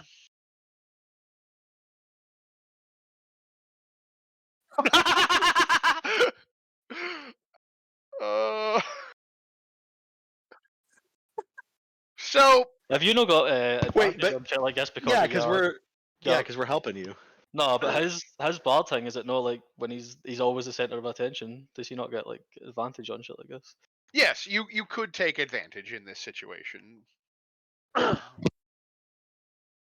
which would at least let you roll a second die. You should inspire yourself. Okay. Here's the thing. Like with a 13, like he's a little weak-willed, as politicians generally are. I was angling for like a 15, but I think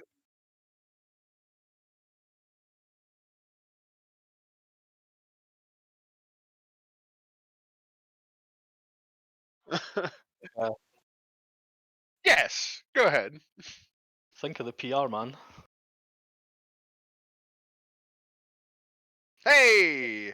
So yeah, like you kind of give him like the strong arm speech, and he gets a little flustered, and he's like, what, and he's trying to be like, yes, but like the way things are done, and like you turn to Lyra and you speak to her, and she kind of like appraises you like curiously, like she's not exactly sure what to make of you at first, and finally she nods and she's like, yes, uncle, I think he might be correct.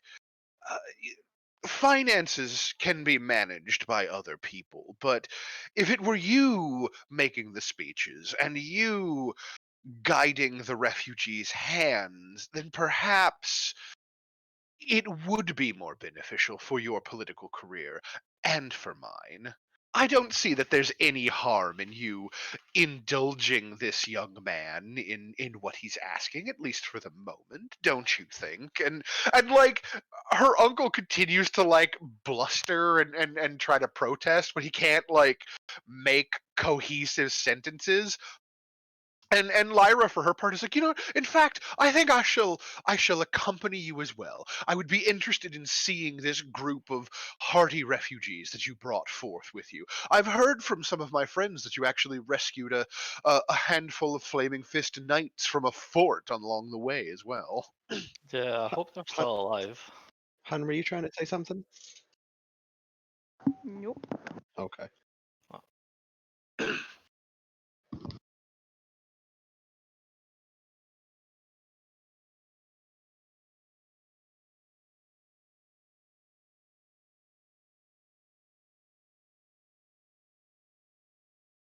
Yes, I believe that might be the case.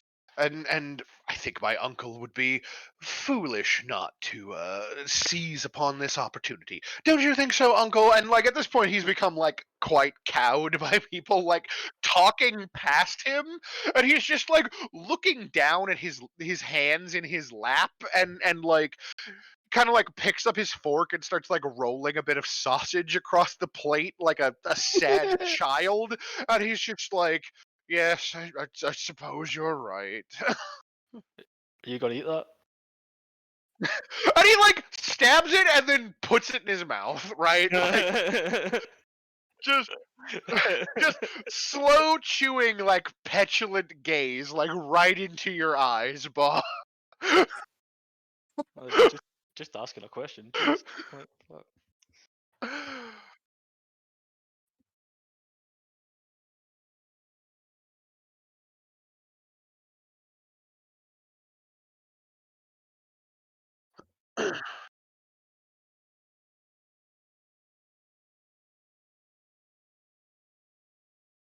Yeah, and I think like at this point it kind of probably feels like Lyra has taken over the conversation now, and she's like, yes, I would be quite delighted if you would continue your investigations, because your hunter friend and obviously the rest of you have done quite well in rooting out in a single evening what members of the Flaming Fist have not been able to do in what, some 12 days, 13 now. And she kind of like turns her head to look at her uncle, and her uncle like holds up a hand and he's like, it's not my fault, I'm not in charge of the Fist anymore, that was older Ravengard, and as I said, he is gone. And she nods and she's like, yes, that's why I think I should be stepping in to take his place now that he is no longer with us.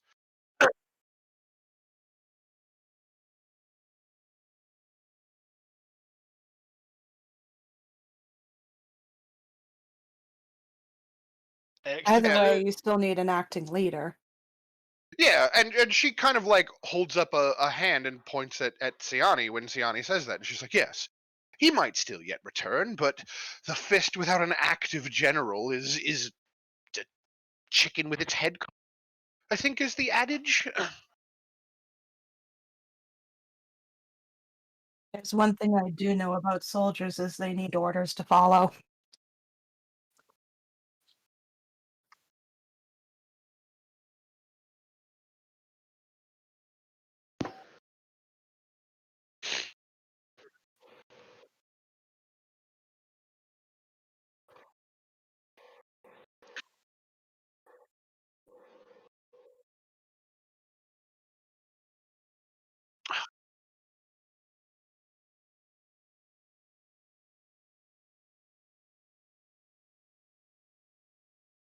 Oh Well, no, he died. Like, we'll just raise him from the dead.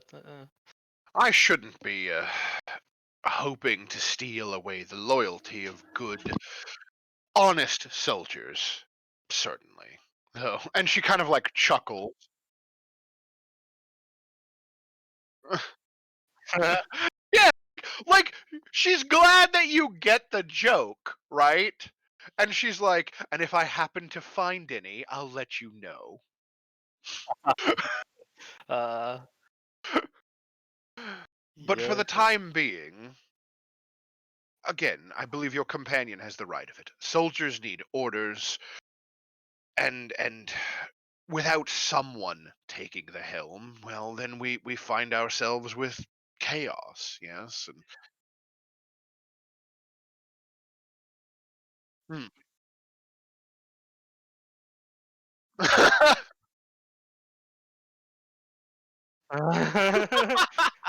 Take like a fucking group of like mercenaries down to the fucking Flushing Mermaid and be like, hey, what's up, fuckers? Remember yeah. me? Like, get 'em, boys. Yeah, and she kind of like shakes her head regardless, and she's like, but political maneuvers aside, refugees, flaming fist soldiers, you said you intend to continue the investigation. You have thoughts on what your next move might be, perhaps? I just look at Vert and go, Who is Vaz? She kind of like thinks about it for a moment, and she's like, "It's not a name that I am intimately familiar with. I assume there's a purpose behind this question." We have reason to believe he works for the Fists and for Hmm. our enemies. and she's like, "Is this a matter of the notes that you showed my uncle?" Yes. So she kind of like just reaches over and like takes the papers away from her uncle and like starts looking through them. And she's like, "Ah, I see." Uh, and kind of like flips through them a couple more times, and she's like, "Well, again, it's not a name that I am intimately familiar with, but if the implications that you are taking away from these letters are true, then I shall perhaps begin investigating within the ranks of the Fist itself and see if I can't root out the source of the problem so that we don't find ourselves." With enemies at our back.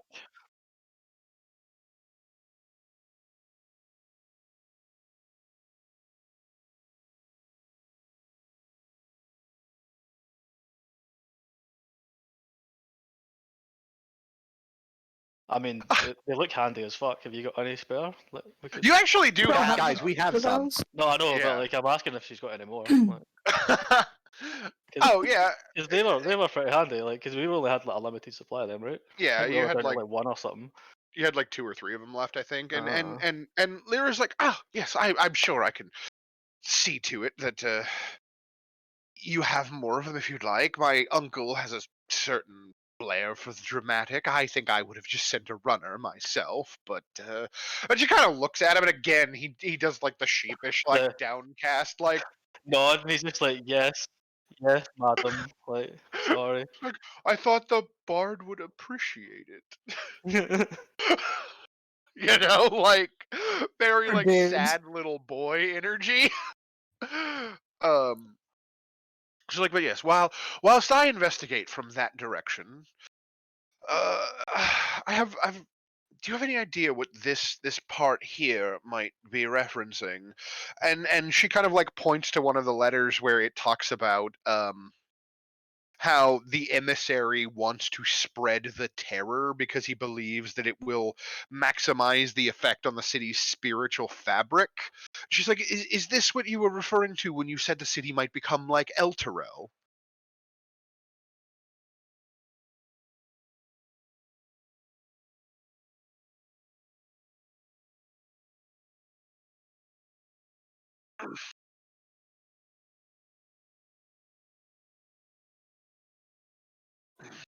Perhaps. Well, Like, get the full city drunk. Always makes people happy. Hmm. Oh my god, yeah. a festival of some sort, perhaps? Yeah. She kind of like looks at her uncle and she's like, Uncle, perhaps we could make a big show of the announcement of the confraternity for refugee relief. We might rent out the space in the wide and set up tents and have a bit of a party while you make your speech to the citizenry about our intentions to help the people from Elturel. Wouldn't that be grand? And he kind of like brightens at that idea and he's like, oh, yes, a party. I do so love planning parties. You know what, guys? If we don't make it as adventurers, we could always come back and be his PR people. Right? And he's like off in his own little world now, like thinking about it. He's like, oh, and I get jugglers and Yeah. uh, Crush these jugglers. fire eaters. I love fire eaters, and he's just like off on his own. And she kind of like smirks at that and turns back to the rest of you, and she's like, in the meantime, I do have some concerns about this note here. And she like pulls out one of the other ones, and she's like, they refer to the frolicking nymph a couple of times here. My understanding is that that is a bathhouse here in the Lowtown, recently remodeled and quite upscale for the part of the city that it finds itself in. But of some importance, I believe that this particular bathhouse is owned by the Van Thamper family, which for those of you who are from Baldur's Gate or have spent a significant amount of time here, so Ba and Ray specifically, you would know there are four like high dukes in Baldur's Gate. Her uncle is one of them. Older Ravengard was one of them, and actually specifically like the Grand Duke, so like the highest of the 4 high seats. Duke Stelmane, who doesn't really get involved in a lot of like city politics and is more involved in like trade with the other cities on the Sword Coast. And Duke Van Thamper is the 4th chair, and you would know that she is a woman who came up from like common birth, and eventually became basically like the head city engineer for like sewers and cellars. And because of her extreme focus and capability in like logistics and urban planning, like wound up becoming one of the 4 like high dukes of the city. Holy shit, it's the maintenance mafia. And so she's just kind of like, if this is true, this would mean that either one of the four dukes has a cult operating under their noses and they do not know it, or something far darker is occurring.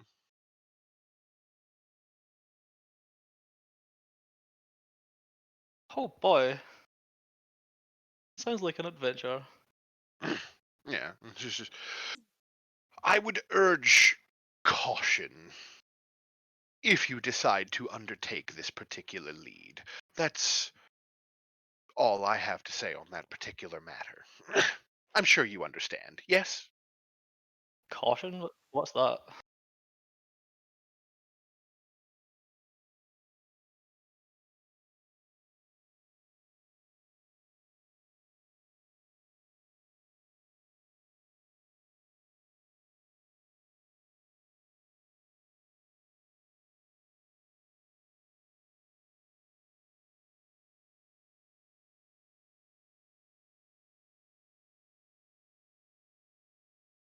And she like grins and nods, and she's like, "No, don't mistake me, Master Ray. Was it?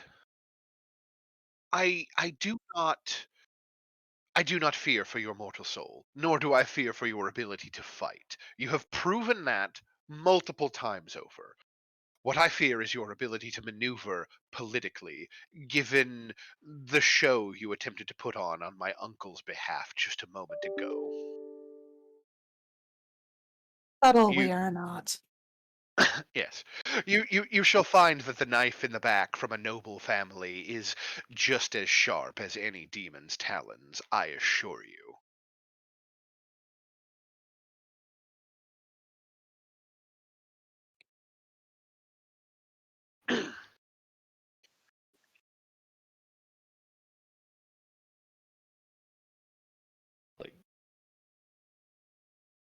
Like their fucking their games of power. Like Yeah, and meanwhile you're saying their little offices when they're bored, and like, you know, her uncle is just like, oh, and we'll need clowns. I love that. It's amazing. And she's like, so, and is there anything else you wish to address? And she kind of like motions to each of you in turn, just like thoughts, concerns, questions. Obviously, your hunter has been quite astute. How about you, my dear? And she kind of motions to you, Lucina. I haven't heard a word from you. You appear to be some person of the cloth. Do you have thoughts on the matter? I'm sorry, I'm dealing with the dog's dinner. What's going on?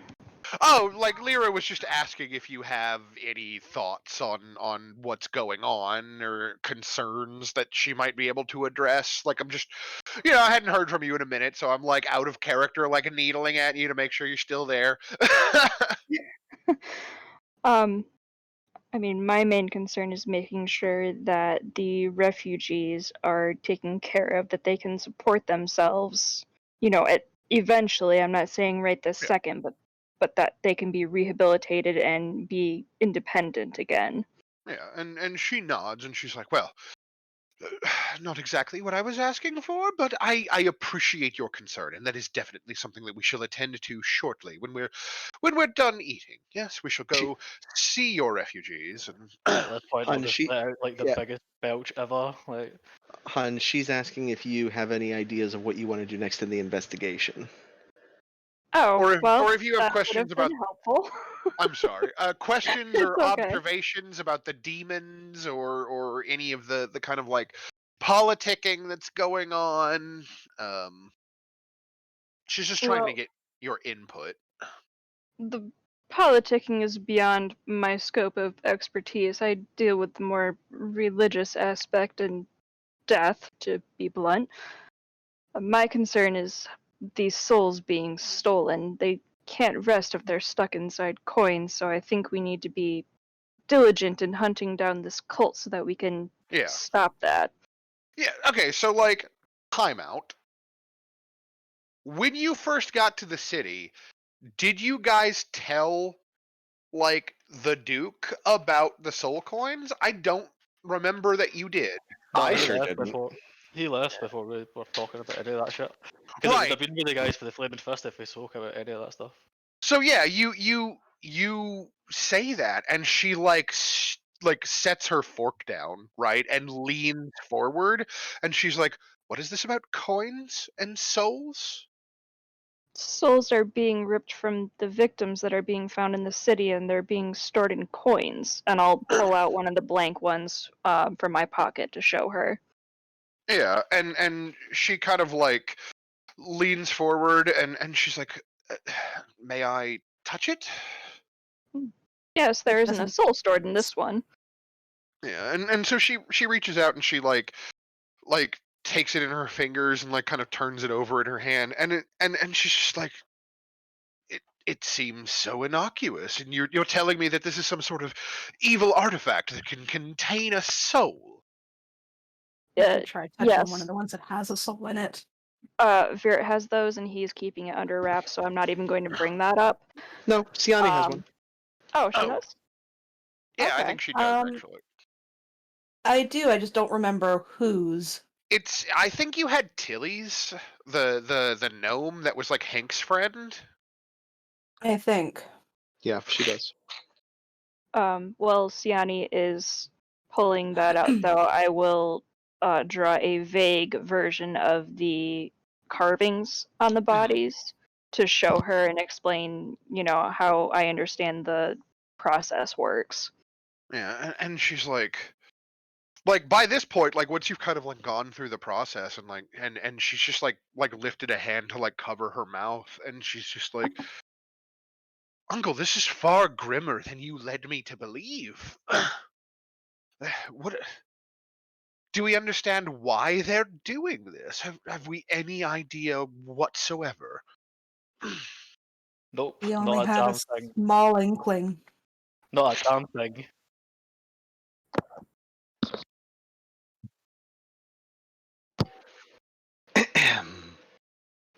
They're being used as payment to the Duchess of Avernus. I'm just like not want to give away that we're fucking speaking to a demon, because that's sus as fuck. I didn't say we did. That's why I'm just like, nope, not a damn thing. Fuck that. I didn't say we did No, speak to but her. I guess like your character would like know what they're for. Like, is that?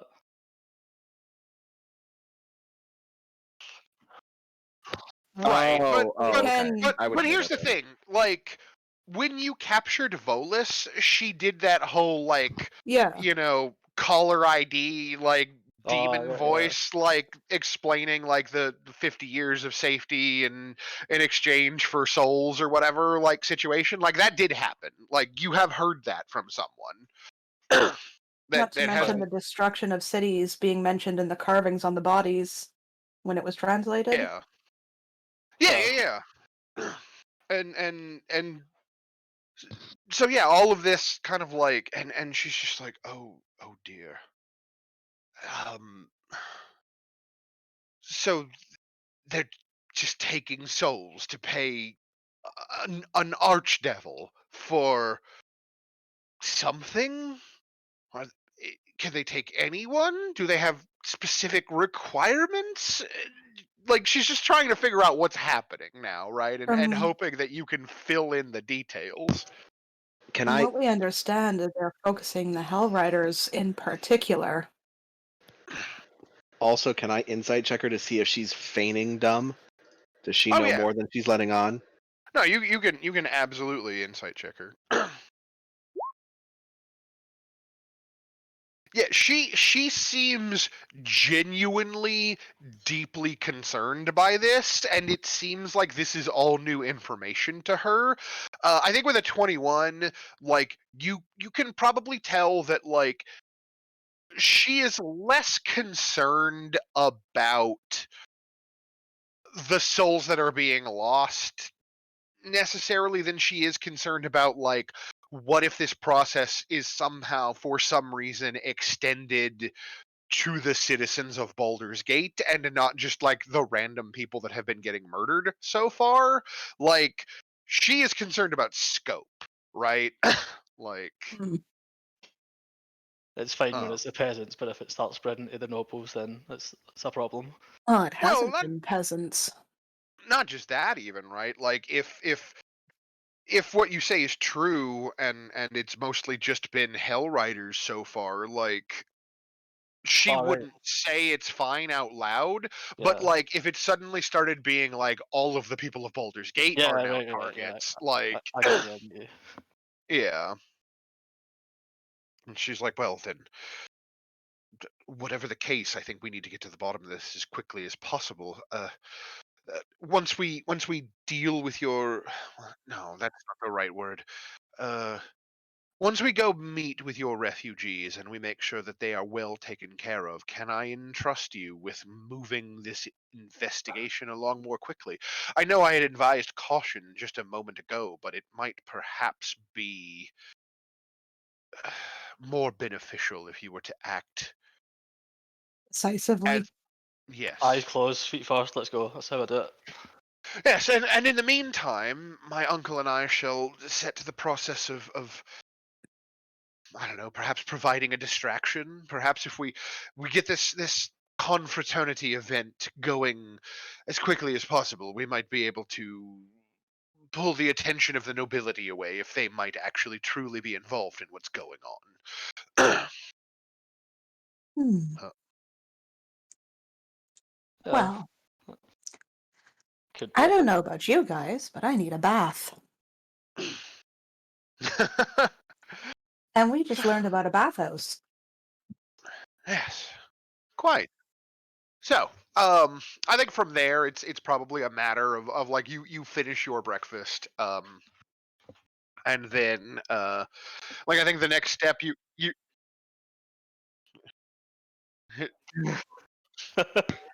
His pre-lunch. And then I take the dessert just to go on the plate. Like, it's fine. take the dessert to go if they Um, don't mind. There is one more thing I want from the Duke, though. Oh yeah, go ahead. I want his bell. You want the bell? And I want that man's walking stick. Uh, yeah, and like, do you actually say that to them? Yes. Aye. Oh my god. Like you say that, and he looks aghast at you, and like Lyra just starts laughing, and she's just like, "Once we go speak to the refugees, I'll see what I can do, Master Vert. I think we can buy you a new bell, Uncle." And he's like, "But that bell was a gift." And like that's the last like shot we get as you're like leaving the restaurant. Um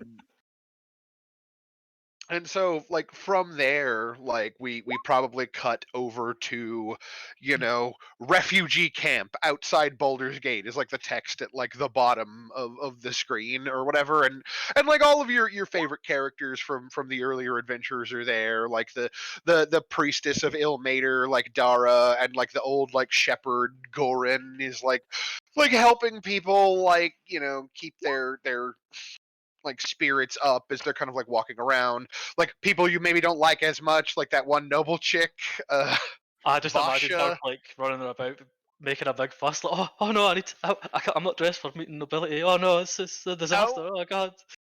like as you approach, like Vasha is like the first person to see you coming, and she like comes like trotting up to you as a group, and she's just like, "Have you all like found a place for us in the city yet? We're going to start running low on supplies soon." And like she seems like kind of oblivious to the people that you have brought with you, and like of course somewhere in the background, like Rhea is somewhere in the background in all of this. I keep forgetting that she's there.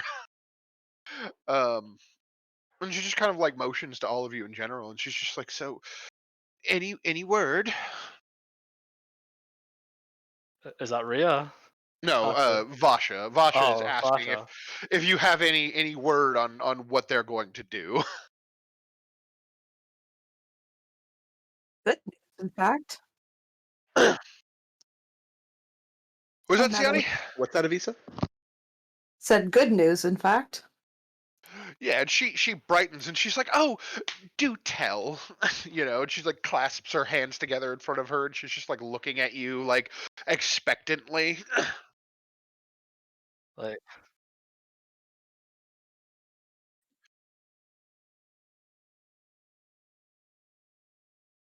Yeah. And she kind of like blinks a couple of times and like she's spent her whole life in Elturel, right? So she doesn't know like foreign dignitaries by sight because this is a world that exists without Twitter. Cast. Uh, Give him like the full formal introduction. Like this is one of the high seats of fucking Baldur's Gate that Duke fucking what's his face.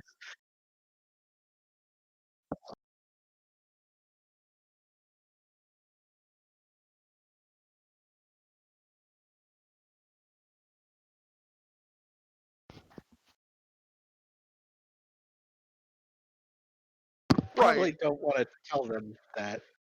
You That's keep like pumping his ego up and he just keeps like getting like he's like trying to stand on his tiptoes to make himself look taller and he's like smiling all big and like his niece is standing behind him like covering her mouth and like chuckling quietly at your description and like Vasha is just like her cheeks are becoming like pinker and pinker the more you talk because like she didn't recognize him and she's just been like incredibly rude and so she like bends like at the waist like bowing as deeply as she can and she's like oh dear my good duke I am so sorry that I didn't recognize you and she just starts like apologizing like she's falling all over herself. she's gonna have to flagellate herself so much to make up for this.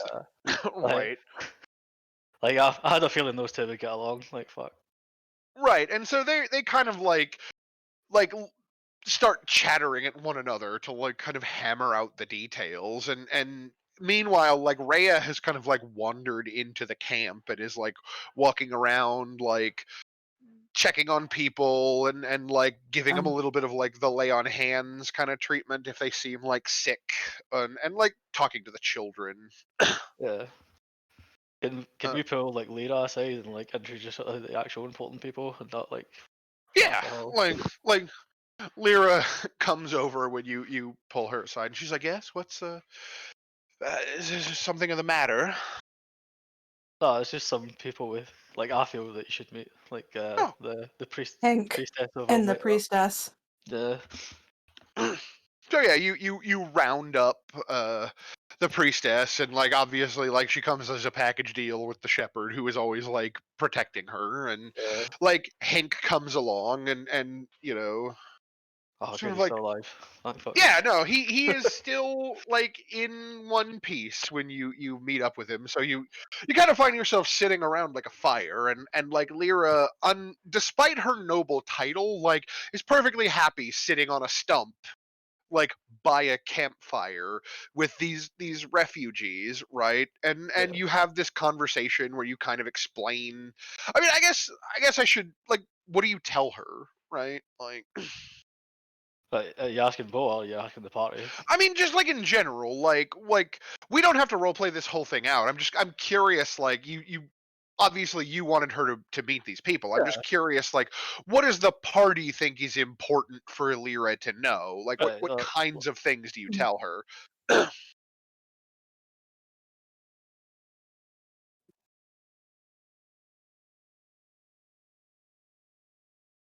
Lucina's. Yeah.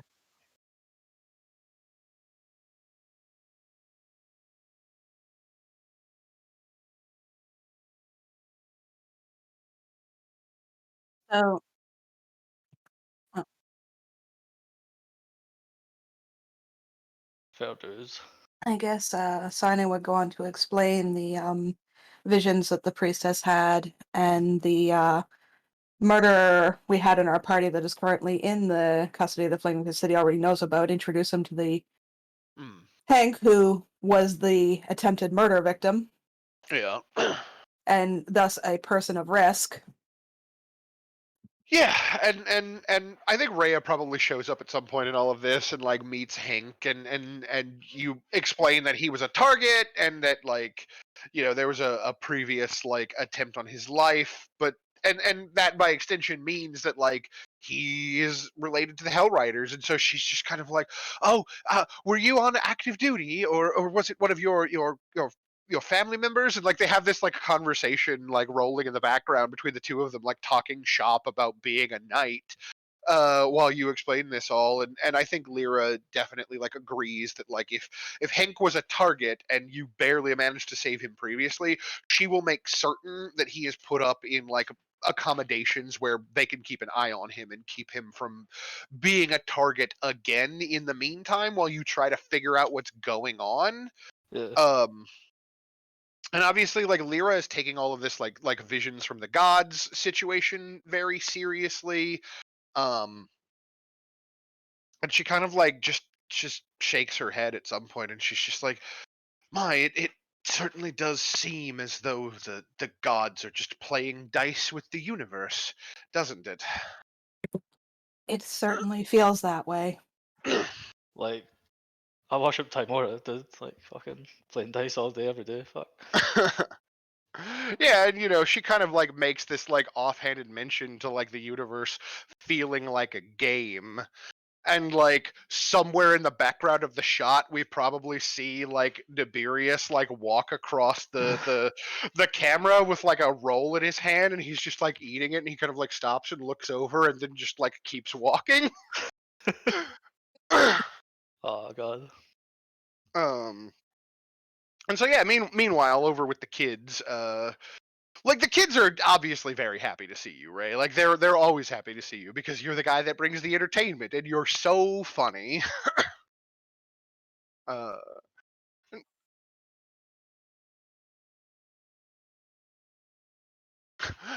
Oh yeah, you play music with your song blade.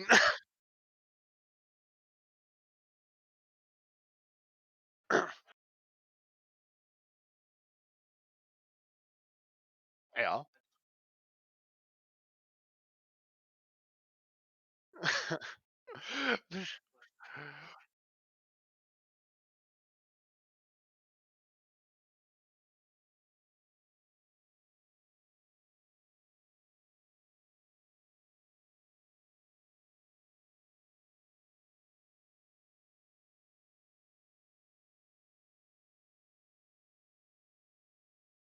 Yeah, no, I mean like the kids fucking love it, right? And like you start kind of gathering a crowd, and so we have this kind of it's this nice like like that scene in Baldur's Gate 3 or whatever, where you get like the bard like playing the song, and like we get like the kind of like flying camera that cuts between like you like playing music and like the rest of the party like explaining like the situation to Lyra, and then it cuts over to like Vasha and the Duke like continuing to negotiate like the terms of this whole like situation, and kind of by the time you're done like entertaining the refugees or whatever, like everyone can kind of reconvene, and it's settled upon that like the Duke is going to use for the meantime until they can find a better like location within the city. The Duke is going to use one of the warehouses that belongs to the shipping concern that he is like a major investor in, and they're going to convert it into like bunk houses or whatever, so that like at least these refugees will have beds, and they will make sure that all of the food and water and supplies that they need, and like he'll start working on finding them employment. But that will mean that they are in a place that is warm and dry and not out here out in the open. And Lyra obviously assures you that like she will make sure that nothing untoward befalls Hank in the meantime, while you guys undertake like the next stage of your investigation. And like um, Vasha could be a great fucking PR liaison between the refugees and the Duke, because obviously. yeah, no, like I think there's definitely this kind of like note of like, you know, the Duke is like, yes, and I've this fine woman here is going to help me with this whole process, and like he doesn't see how just like, you know, cloyingly obsequious this woman is, right? Like, because that's exactly the thing that he would want. Yeah. He's Yeah, they half get Ugh. on like a house on fire. They yeah. speak the same language. And so yeah, I guess that leaves us with the question of like, what's the next step then? Are you gonna go straight to the bathhouse and investigate that, or there's also like, I think probably at some point Rhea probably puts forth the question of like, where do these like fake like papers that some of the bodies turned up with keep coming from, and like who's this like how are they finding their targets, right? Because like it's a very salient point to her, because if they're only targeting knights from Elturel, that means she might also be a target. Oh, good. Um, Keep her around. That's fucking great bait, mate. yeah. 8 out of 8. That is something I also would be very interested in. Predation is going to be something that I could probably help with. I have no idea how they're finding their targets, but I maybe know ways of finding targets, maybe of how to prey. Yeah, I mean, like I will refer you back to I think it was the second note in the handout. There's the line, now that the Harlequin has his operation fully established, he should be able to start feeding us targets at a faster clip. Oh, okay, so maybe it. And since that's from the Frolicking Nymph, probably the bathhouse is the best way to go then, right? I mean, maybe. Like, it's not. Well, I love you, Yeah. Marcus, but I was more asking the group. Oh, sure. I mean, Sorry. I'm down for a bath. I must like I don't roll want to and shit. metagame too much and force you to give us stuff. You know what I mean? No, that's fair. I mean, yeah, I'm okay with going for the bath. What were I you saying? Em? mean, I'm not going to complain about going to a bathhouse, honestly. All right, cool. So, yeah, if you want to head that direction, then I think that's Where is the certainly. bathhouse? So, let me.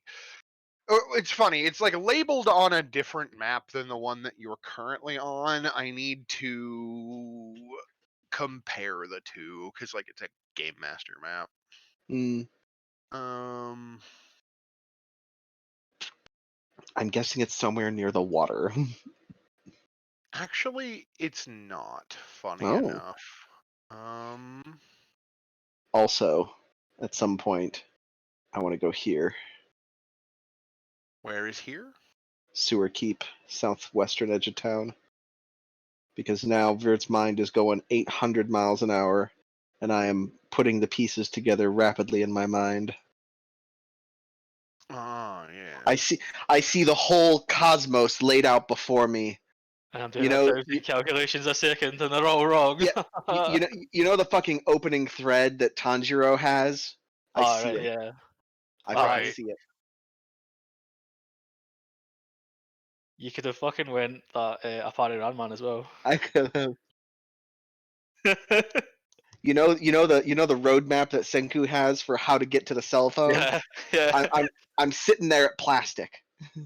You've made it to plastic. Yes, like I've already No, figured out vacuum tubes and batteries in my mind. no, you figured out gunpowder and bullets, and now you're at gun. Like, Yes, yeah, I have a exactly. gun. Additionally, whenever we decide to do our next shopping trip, gun store, gun gun place, th So this gun yeah, is great, but magic gun would be better. Like, fuck. small gun, little gun, Ah, handgun. this red dot right here Uh huh. is where the frolicking nymph is located.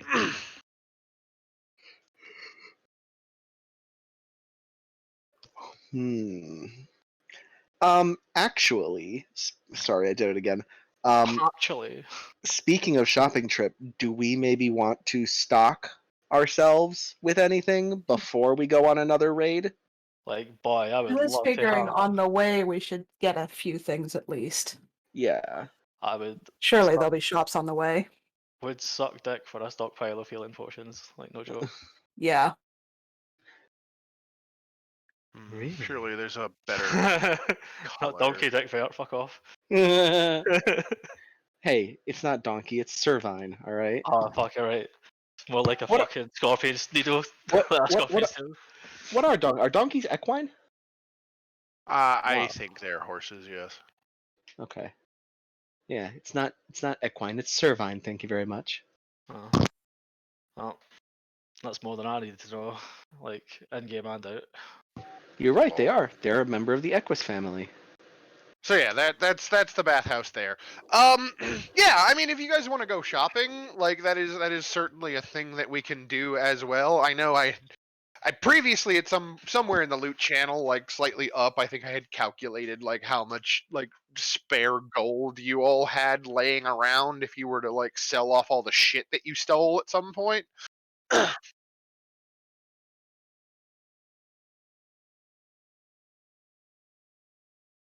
I mean, Yeah, I I'm don't- cool with I either s- way. I just I see no reason that you couldn't do that as well.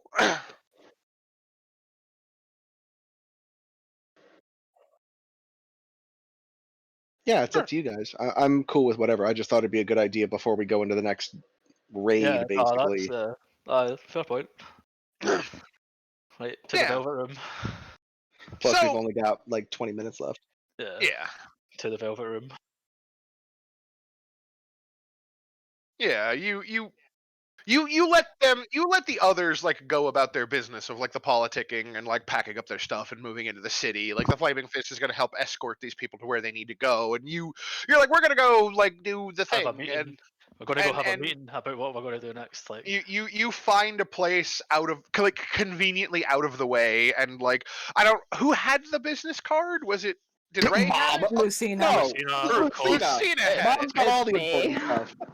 So yeah, Lucina, you pull out the business card and you tear it in half as the instructions on the back of the page say, and like there is this like strange like wave of like hot wind that kind of like blows across like the area where you're standing, and this like weird like popping sound, and then suddenly there's just like this very fancy looking door, just like and door frame just like standing in the middle of a grass, like because I assume you're just like in a grassy field somewhere. There's like a whole door and door frame just standing in the middle of this grassy field attached to nothing, and it's just this like really nice like incredibly fancy looking door that's been painted red, and it has these kind of like blackened iron like fittings, and then like because I'm a cheese doodle and I cannot resist, it's like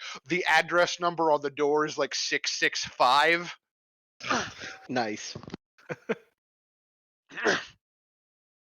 And you open the door and you step inside and you find yourselves like back in that office, like a meeting room that you were in like the last time you met with Nibirius. And you know, there's the chairs for everyone, there's the nice kind of like coffee table in the middle of them, there's a desk where the man himself is busily like writing away like on a piece of paper with a big black like feather quill pen. And as you step inside, he like looks up and then he just smiles that kind of like fangy grin of his, and he's like, "Ah, you've come to visit at last. Sit. Let's talk." Stay a while and listen. And so yeah, he gets up from behind the desk and he motions for you to sit. I will note that like on the table and in the middle of all of the chairs is as usual like a tray of like little finger sandwiches and like tea cookies, and like the teacups and the kettle are already out as though he was expecting you. I will note a new addition is there is what appears to be like a small business card holder sitting on the coffee table that has 3 more business cards in it. And then sitting next to that is a small jar that says tips on it. Just a tip.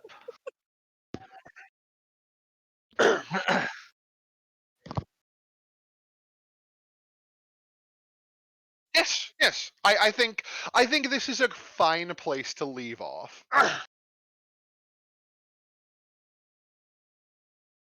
Mm-hmm. Yeah. It's fun though. We got a lot of good role playing going. Yeah, I Yes. Sorry? think we need a break after, how long fighting with no spell slots and people almost Yeah. dying. Mhm. And fireball. Oh god, the fireball. Hey man, like you will find that I am the kind of game master where it's like feast or famine, right? Like I will grind you down in battle if you let me, but if you go all in on the role play, like I will fucking indulge the shit out of that too. Uh, I want my fucking bell. I'm definitely going to ask fucking Tiberius about that dagger though. Like, yeah, I mean that's a good play, right? And like I said, I think Right. somewhere in the channel, in the loot channel, I noted like how much gold you had at yeah, that point. Like you might actually have a little bit more. we definitely do. And certainly like healing potions are a thing that he'll be able to provide if you ask for him. Like scrolls are definitely a thing that he can provide for gold. And if you want to like talk to him about like specific magic items, like or you want to come up with an idea of a thing that you want to ask for that's a little weird and out of the ordinary, like by all means, like hit me up in like like messages on Discord or whatever, and like I can figure out what that cost might look like if it's not just gold. Yeah. Or otherwise we can save it for next time, and like it could be a whole like negotiation thing. But like Oh yeah. I'm perfectly willing to like entertain whatever you want to ask about. So I just imagine me and Siani sitting having a little drink there, and like I had some really fucking weird dreams. Like as I sit there stroking that dagger, she's, oh yeah, I remember that talking to me. Like fucking what? Yeah. uh, If he ever brings that up to her, that's going to be ringing alarm bells.